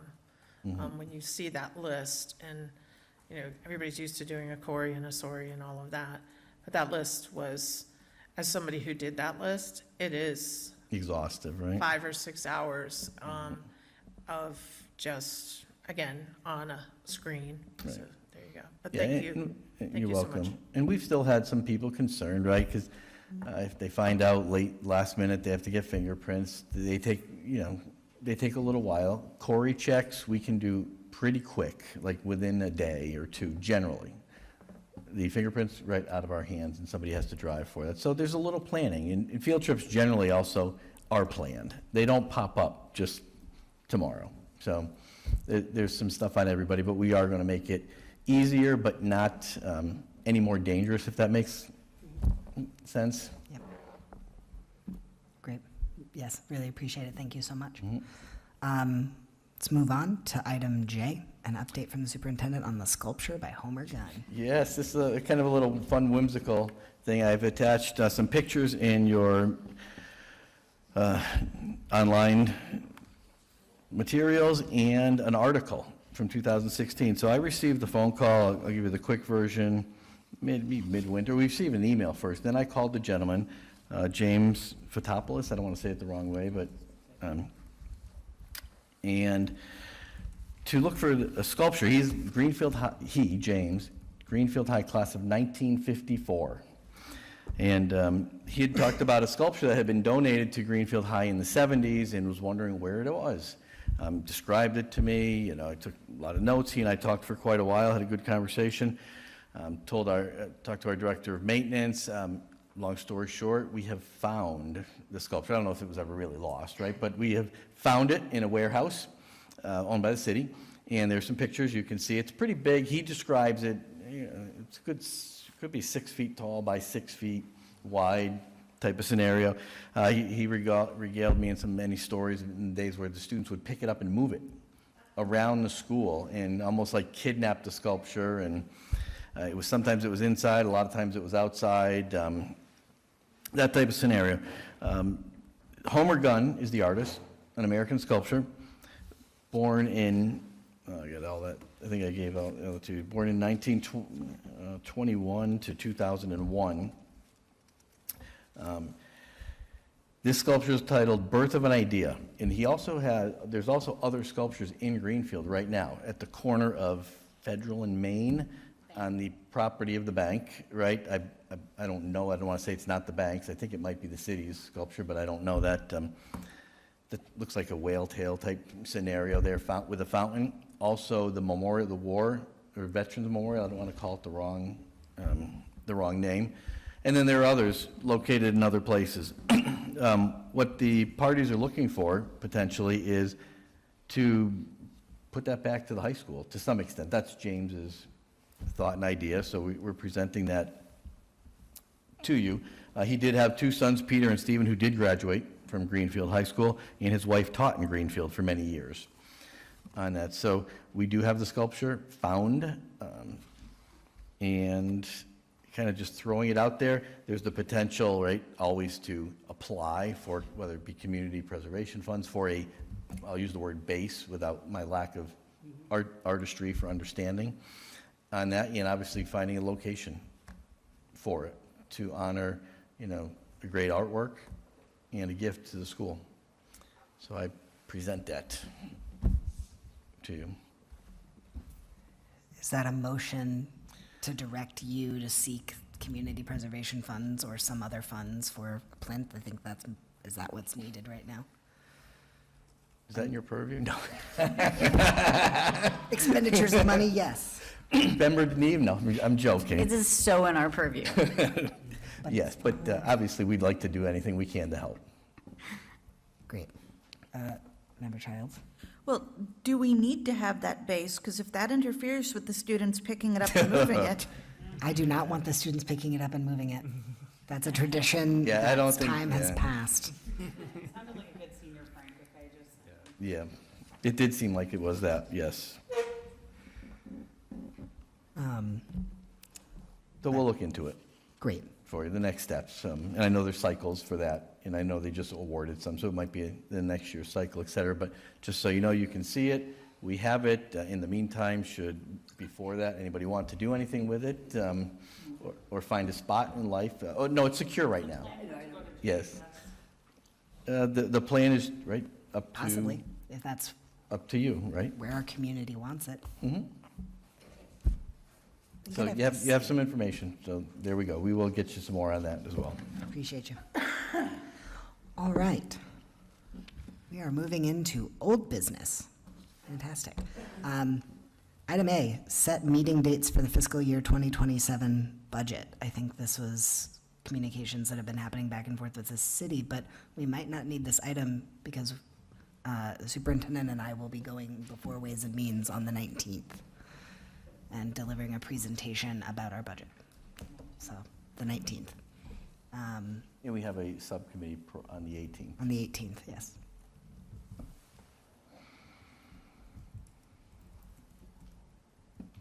And then it will be in city council's capable hands. All right, I think that takes care of that. We had these items slated for last time. We had a motion from Member Deneve to have the school committee support the Bill H1399 to modernize retiree Medicare healthcare for municipalities. Was that something you wanted us to bring back? Yes. I think that, yes, yeah, do you want me to make it's getting very late. Do I need to make a motion? If you want it voted on, yes. Yes. I make a motion that, that we do this because it's part of our purview. I know we love that word tonight, purview, but that's what we do. We're this Franklin County seat. The cost of health insurance is crippling us. We could do other things. There's other options. There is this bill that says that it allows municipalities, if they have eligible workers, to move on to HRAs.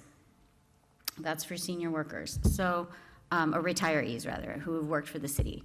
And so anything that we could do, that we could put our name to help the mayor and the city in this time of health insurance crisis, I think we should do, because it impacts us. Like, we have to pay, we're paying a lot of money for health insurance this year. What is it like, what did it go up, Mayor, like 19%, you said?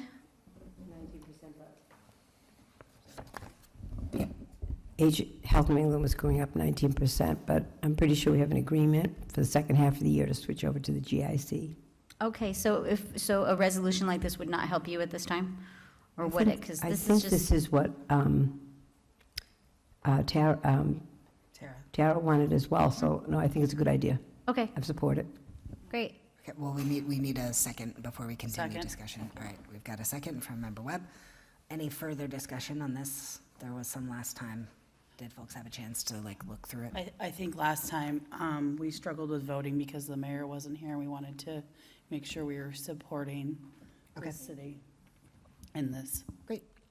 It seems like we are. Seeing no further discussion, let's move us to a vote. All in favor? Aye. Any opposed? Any abstentions? I have one abstention. Fantastic. It passes. I will use the resolution format and send it in. Great. Love to see it. Okay. Next and final item of old business, motion from Member Deneve to support the Mass Foundation Budget Review Commission. Did we not already vote yes on this? I thought we voted yes on this. I'm pretty sure that item C, we actually already voted yes on, so we're gonna. I don't see it even in our docs. Yeah, so I think it was just a holdover, didn't get erased from the draft of the. But I will use the resolution format and send it in. I really. We'll go through all of my old resolutions, format them now appropriately, and send them in to you to sign. Thank you very much. All right, moving on. We are on item 11, vote to enter into executive session pursuant to Mass General Law, Chapter 30A, subsection 21A2, to conduct strategy sessions in preparation for negotiations with non-union personnel, or to conduct collective bargaining sessions or contract negotiations with non-union personnel. And 3, to discuss strategy with respect to collective bargaining or litigation if an open meeting may have a detrimental effect on the bargaining or litigating position of the public body, and the chair so declares, I do declare, the committee will return to open session. Second.